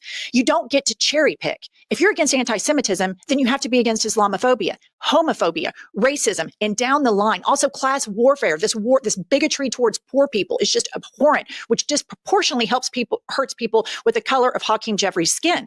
And so this kind of cherry picking because of who donates to Hakeem Jeffries, AIPAC donates to Hakeem Jeffries. How on earth right now is the government of Israel helping calm and quell anti-Semitism? How are they doing it? They're not. They lie and they propagandize and they say, we get to do all this stuff with impunity. And that if you criticize us or you do anything wrong towards us or you speak out against us, then we're going to call you an anti-Semite. The people who preach against anti-Semitism should be joining Zoran Mamdani and standing up against the Islamophobic attacks on him. He has not said anything disparaging about Jewish people. He stands with them in solidarity. And this type of crap is so disgusting to me. And it is a cancer within the Democratic Party. And I'm just going to tell you guys something. We lost these last two elections to an idiot because of these centrist policies, and you're being beholden to special interests. And by God, it's not going to happen again. You can either be a part of the problem or a part of the solution. But if you want to try to box us in when we can clearly see with our eyes and clearly hear with our ears exactly what's happening with Israel and Gaza and try to propagandize another way, we're not dumb like MAGA. We're not fucking stupid. Your base is smarter, and y'all are going to have to adapt or get the fuck out. Okay. And that's I don't know who. That's the first I've ever seen him hurt. Yeah. But I think we might have shown a clip from her on like a CNN panel a couple weeks ago. So I wasn't watching. You were rushing. You were part of it. No, but like they're starting to bring more voices on. I think they are shocked when she says some of those things, but like she is not a radical. And that's the other thing is like, the painting socialism, which by the way, continues to grow in popularity in our country. I mean, certainly around the world, but in our country. And painting him as now they won't even say socialist, they say communist, right? Because like, because socialism is gaining traction. Like people aren't scared of that. People are looking at what capitalism does. And it's horrific. Everything they always said was the byproduct of socialism is actually the hell that we're all living, right? Yeah. And I don't know that any polls exist, but if you were to actually poll the public on socialism as a scary word and capitalism, what do you agree with young people 18 to 35? I would venture socialism would win. And that's why we don't hear polls like that. Yeah. Strike agrees. All right. Yes. Okay. Sorry. I'm just looking. I mean, we have so many videos and we haven't even gotten to ICE yet or Israel or COVID. All right. Let's roll the dice and then get to ICE. What do you think? Okay. Do you want I feel like we should cover some ICE stuff. Right? I agree. Did you want to see that last nice video of Zoran, or should we save it? We did Zoran. Should we move on? Do we? Is there a nipple? Do we have a nipple? Every take is gonna be. all right. That's slower than a tourist walks in Midtown. Okay. You want a photo, brother? Yeah. Yeah. Let's take one. Yes. That's me. Yes. Excuse me, I need to pick up. Yeah. We can take one. Thank you. I appreciate you. I voted somebody that won. Thank something. you. Congratulations. Thank you so much. Thank you. We're on our way. Thank you. Yeah. No worries. Thank you. How's it going, guys? Thank you. You gotta catch up to me over here. How you doing, brother? Thank you, guys. Thank you. Thank you, my man. I appreciate you. Thank you. Can I take one too? Yeah, for sure. Hi. Assalamu alaikum. How are you? Ready? Okay. I think she's coming. Thank you. I voted for you. You voted for Hey, asshole. My daughter, she said, voted for the. Thank you. Sorry. Yes. My daughter. Your back pocket. My daughter. Thank you. Thank you, brother. I appreciate it. No. Let's go. Here, I'll do it for you. Okay. I got you. Camera. Okay. I know that like gets a little bit into like Obama rock star, like whatever territory.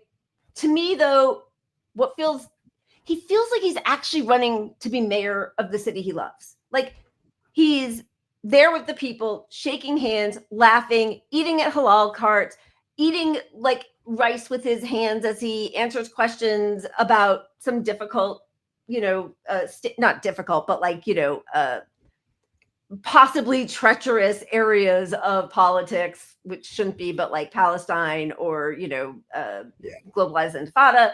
He talks about bus stops that need to, or MTA stops and subway stops that need to be improved. Like, as opposed to Cuomo, who does, fuck all for the people, doesn't care, always kind of lambasted that office of mayor as being beneath him because he was the governor, or what's his name, Eric Adams, who's like, his new thing is, he shows himself on a call to Usher about how they're bringing concerts back, which, okay, like actually that's nice, free concerts, if it's free, I can't remember, but if it's free concerts in the park, love it. But like right now, when people are so impoverished and so desperate, for your video to put out is a call to a rock, like a superstar or a hip hop star, like what, like that, you're not a man of the people. And Zoran still right now feels like that's part of who he is. Yeah. You know, so I love at least the messaging of being a man of the people, and I want to believe it 100%. Yeah. But I don't give any of that stuff any credence. Like, I don't care that he's out there kissing babies, because narcissists and sociopaths make the best politicians, and they're all good at that part. Yeah. Although you don't have to even be good at that part anymore. Well, but where I will give Zoran some credit, is a lot of credit, is every time he's challenged on his positions, he is still standing up for Palestine. He is still standing up for socialist issues. He is still defending, you know, like, the idea is he behind hasn't to fund the changed his police. position. The closer he gets to the election, he has not changed his positions to soften them to placate the public yet. Yeah. So that is optimistic in my eyes. Yeah. Good for him. I agree. I agree. So we're going to end that segment on a happy note. And Shadow Finkel, thank you so much. Did somebody say MAGA Meltdown? I love me some MAGA Meltdown. Yes, we did that at the top of the show. Cheers. So Appreciate I'm it, sorry if you missed it, but we are loving the MAGA Meltdown as well. And thank you for the super chat. That is very generous. Thank you. Should we spin? Oh my God, it's 7:10. It is 7:10. I think we're going to spin and wrap with some ice stuff, right? Yeah. The We happy keep going ending. way past 2 hours lately. I know, it's crazy. There's just so much. Yeah, baby. Yeah, baby. Thanks. Opening And I the apologize in that last video when I was yelling fuck. That was not related to the video. That was Frank biting me. You can mute yourself. You know that? Yeah, I tried to unmute to have some human responses to things, but I got you. Yeah, baby. Oh. Okay. This is a good example. Good example of a very early indication of what crap Obama was going to be. Give me a second. Yeah, where the hell did it go? Because StreamYard. Here we go.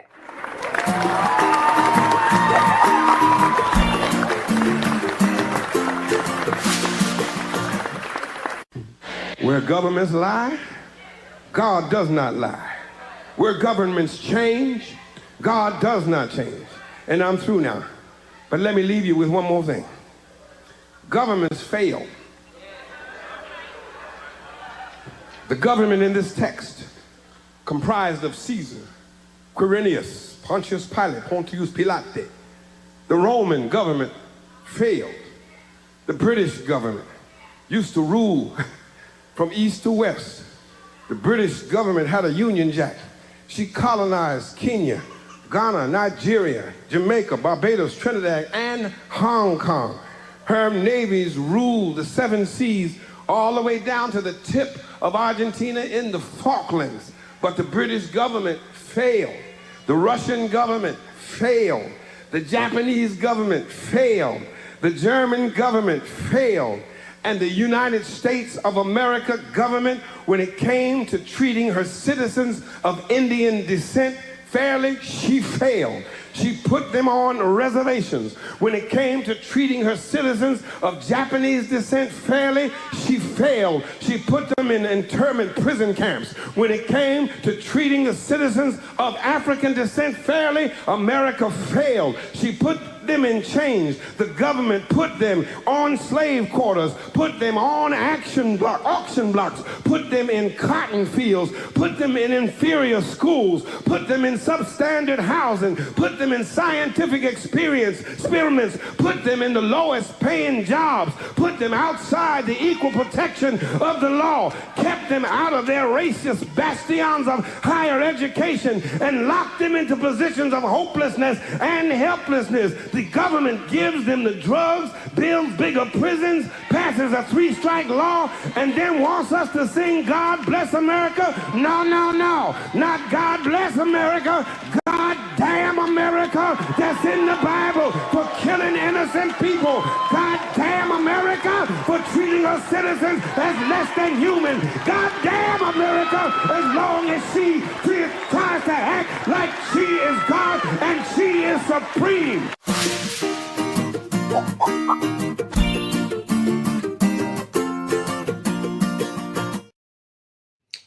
And the first chance that Obama got to disavow him, he threw his own spiritual leader, Reverend Wright, under the bus. So, you know. Yeah. And I just want to come out clearly. I do not support any religious anything. We're not showing him because we think religion is good. Like, yeah. I mean, just to clarify, I don't want politics and religion merging at all. Yeah. But that Obama had to throw his own guy under the bus for his radical, like, anti-capitalist screed. Where he was talking about the horrific actions that the U.S. had taken against its own citizens, against people in the global South. Like, that should be an easy thing to get behind. Yeah, that was pretty instructive about Obama. Okay. So moving on to ICE, which is so disgusting, the way they are. Sorry, I need to find it now because of this. Oh God, and we've got the alligator Alcatraz and ICE and I don't even know how to start with this because there's so many different ways to go. Do you know that Cal State universities are going remote now because their students are scared to come to class, scared to ride public transit? We are in such horrific times. And again, the fact that California is the 4th largest economy in the world, it is run by Democrats, and they still cannot fight against this fascist administration. Yeah, that they can't muster the energy to put up a fight here because they want to be able to say a year from now in the midterms, look how bad all that was. Look how bad it all was. Yep. We don't want to be, But you could be California saying, look at us Democrats, fuck this. You guys don't support this. Nobody supports this. Don't especially come into California that is super leftist and do this stuff. You guys preach about like states' rights, and here you are in our business. Like, who's making that case? Is Newsom making that case? No. Nope. Because they all leaned into fucking the border's the problem last year. And they're all, and you got Newsom like running podcasts, having far right people on. So our leftist savior in this uber leftist state of California is having podcasts with the worst people on the right. Charlie Kirk. Oh, my kid's a big fan of yours. I understand. The Democrats lost. Yeah, they lost. But he makes it sound like they lost because they were too woke, which of course is right away throwing like trans and immigrants under the bus. It's truly disgusting.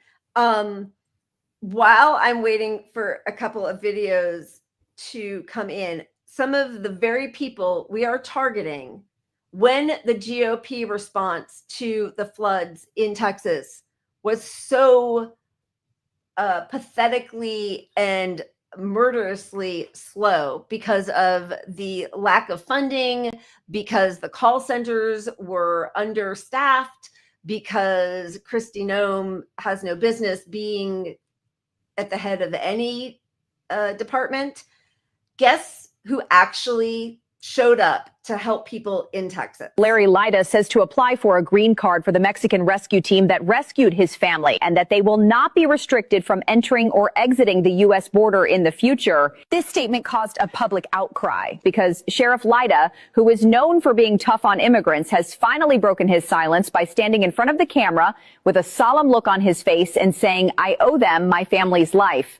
No one would have expected that to come from Sheriff Lida, and Kerr County was one of the hardest hit hit areas. The sheriff's daughter and 2 young grandchildren were tragically trapped, and when the local rescue effort was overwhelmed, a specialized rescue team sent by the president of Mexico marched across the border to help.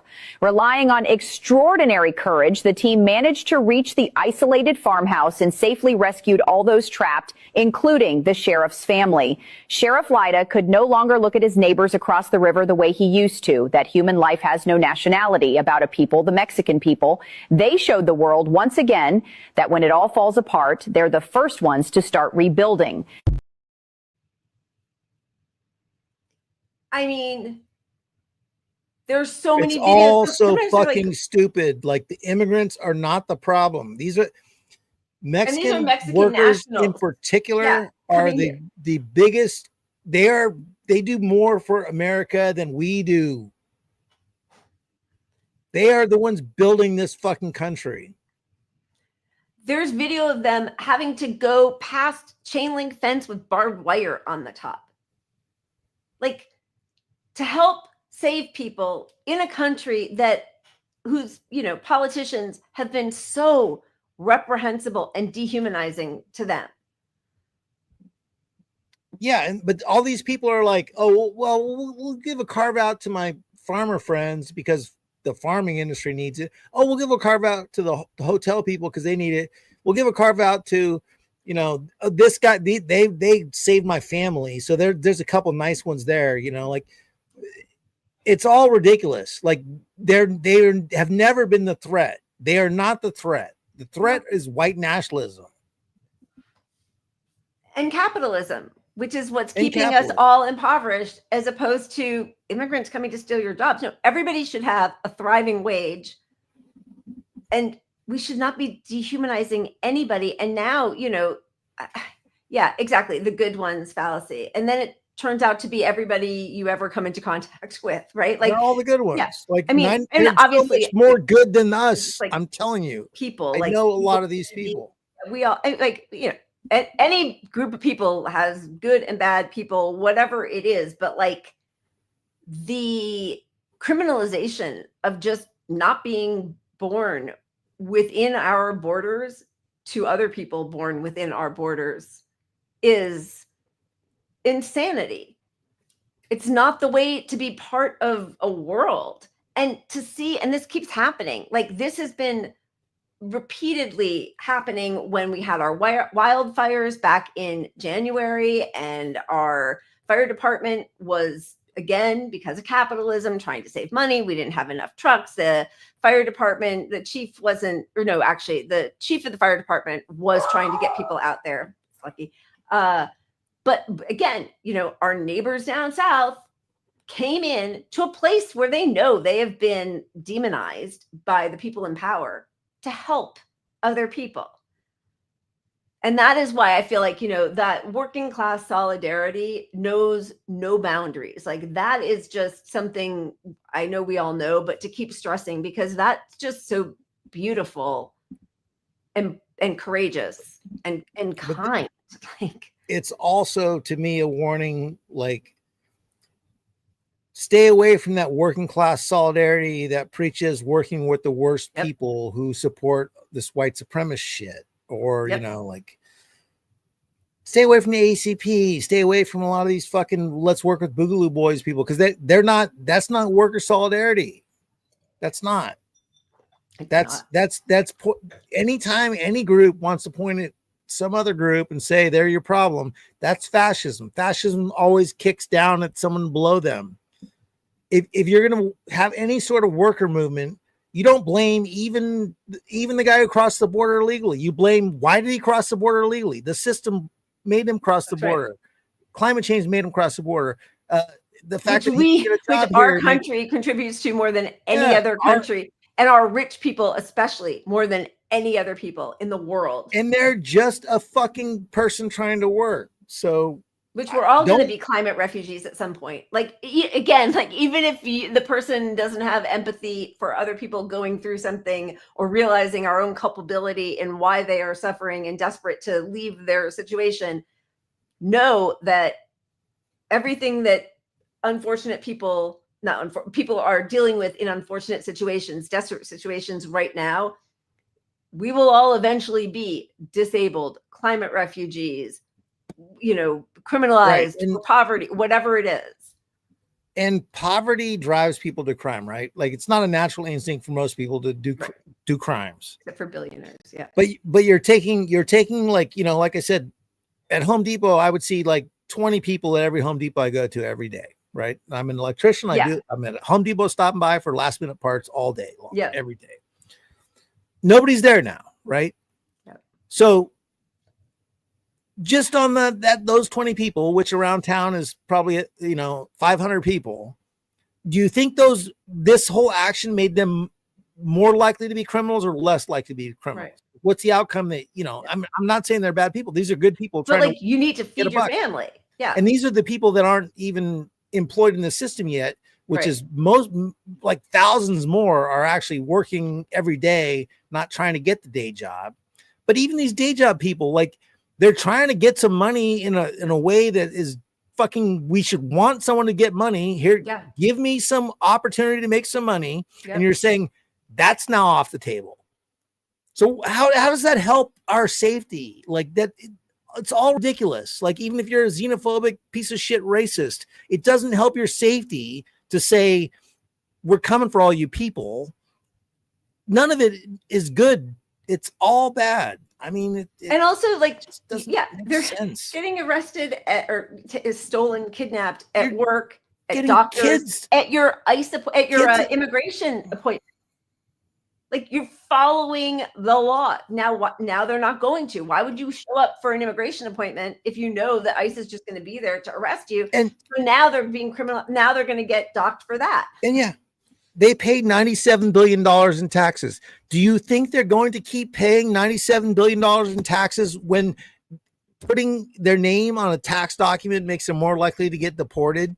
So you're saying goodbye to like at least half of that money right there. I mean, like this whole thing is just a project of stupidity. And hatred. It's not better. It's not about what's to deflect responsibility from the real criminals, which, as we all know, are the CEOs, the owners of business and capitalism.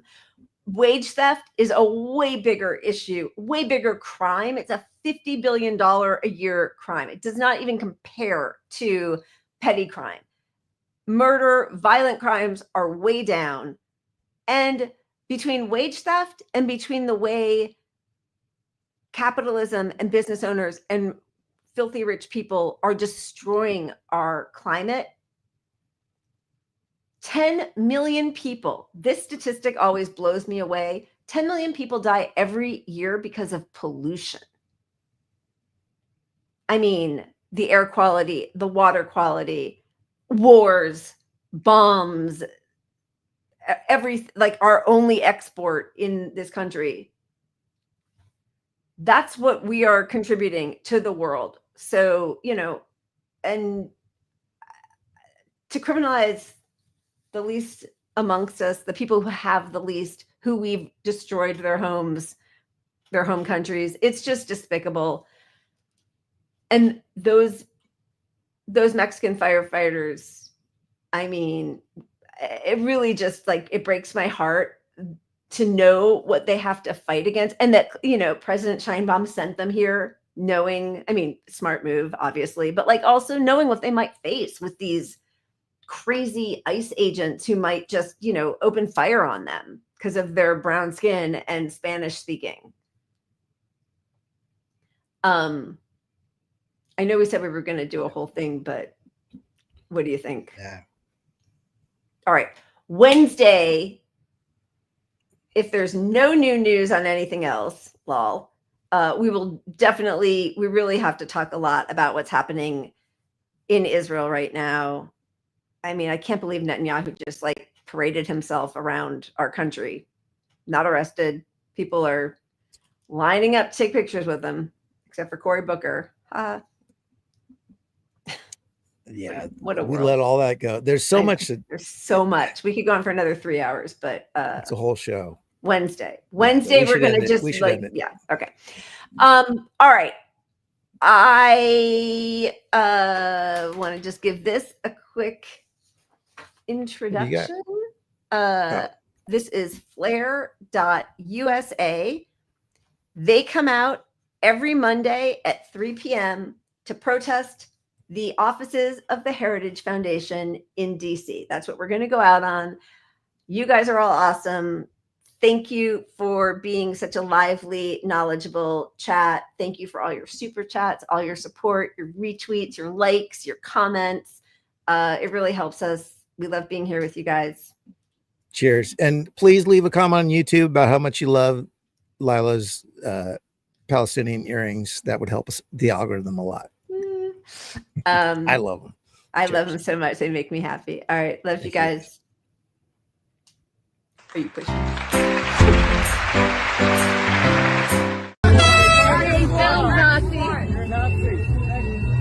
You work for Nazis. But battalions of fascists still dream of a master race. But they all have no mistakes. But battalions of fascists still dream of a master race. They say that they have no defeating Fuck you, Nazi! You're a scumbag! You kill little children! You want brown babies to be eaten by alligators! You should be ashamed of yourself! You piece of shit! You piece of shit. Oh my God, look at that Nazi! Shame on you! What a piece of shit you are! You must... How do you sleep at night?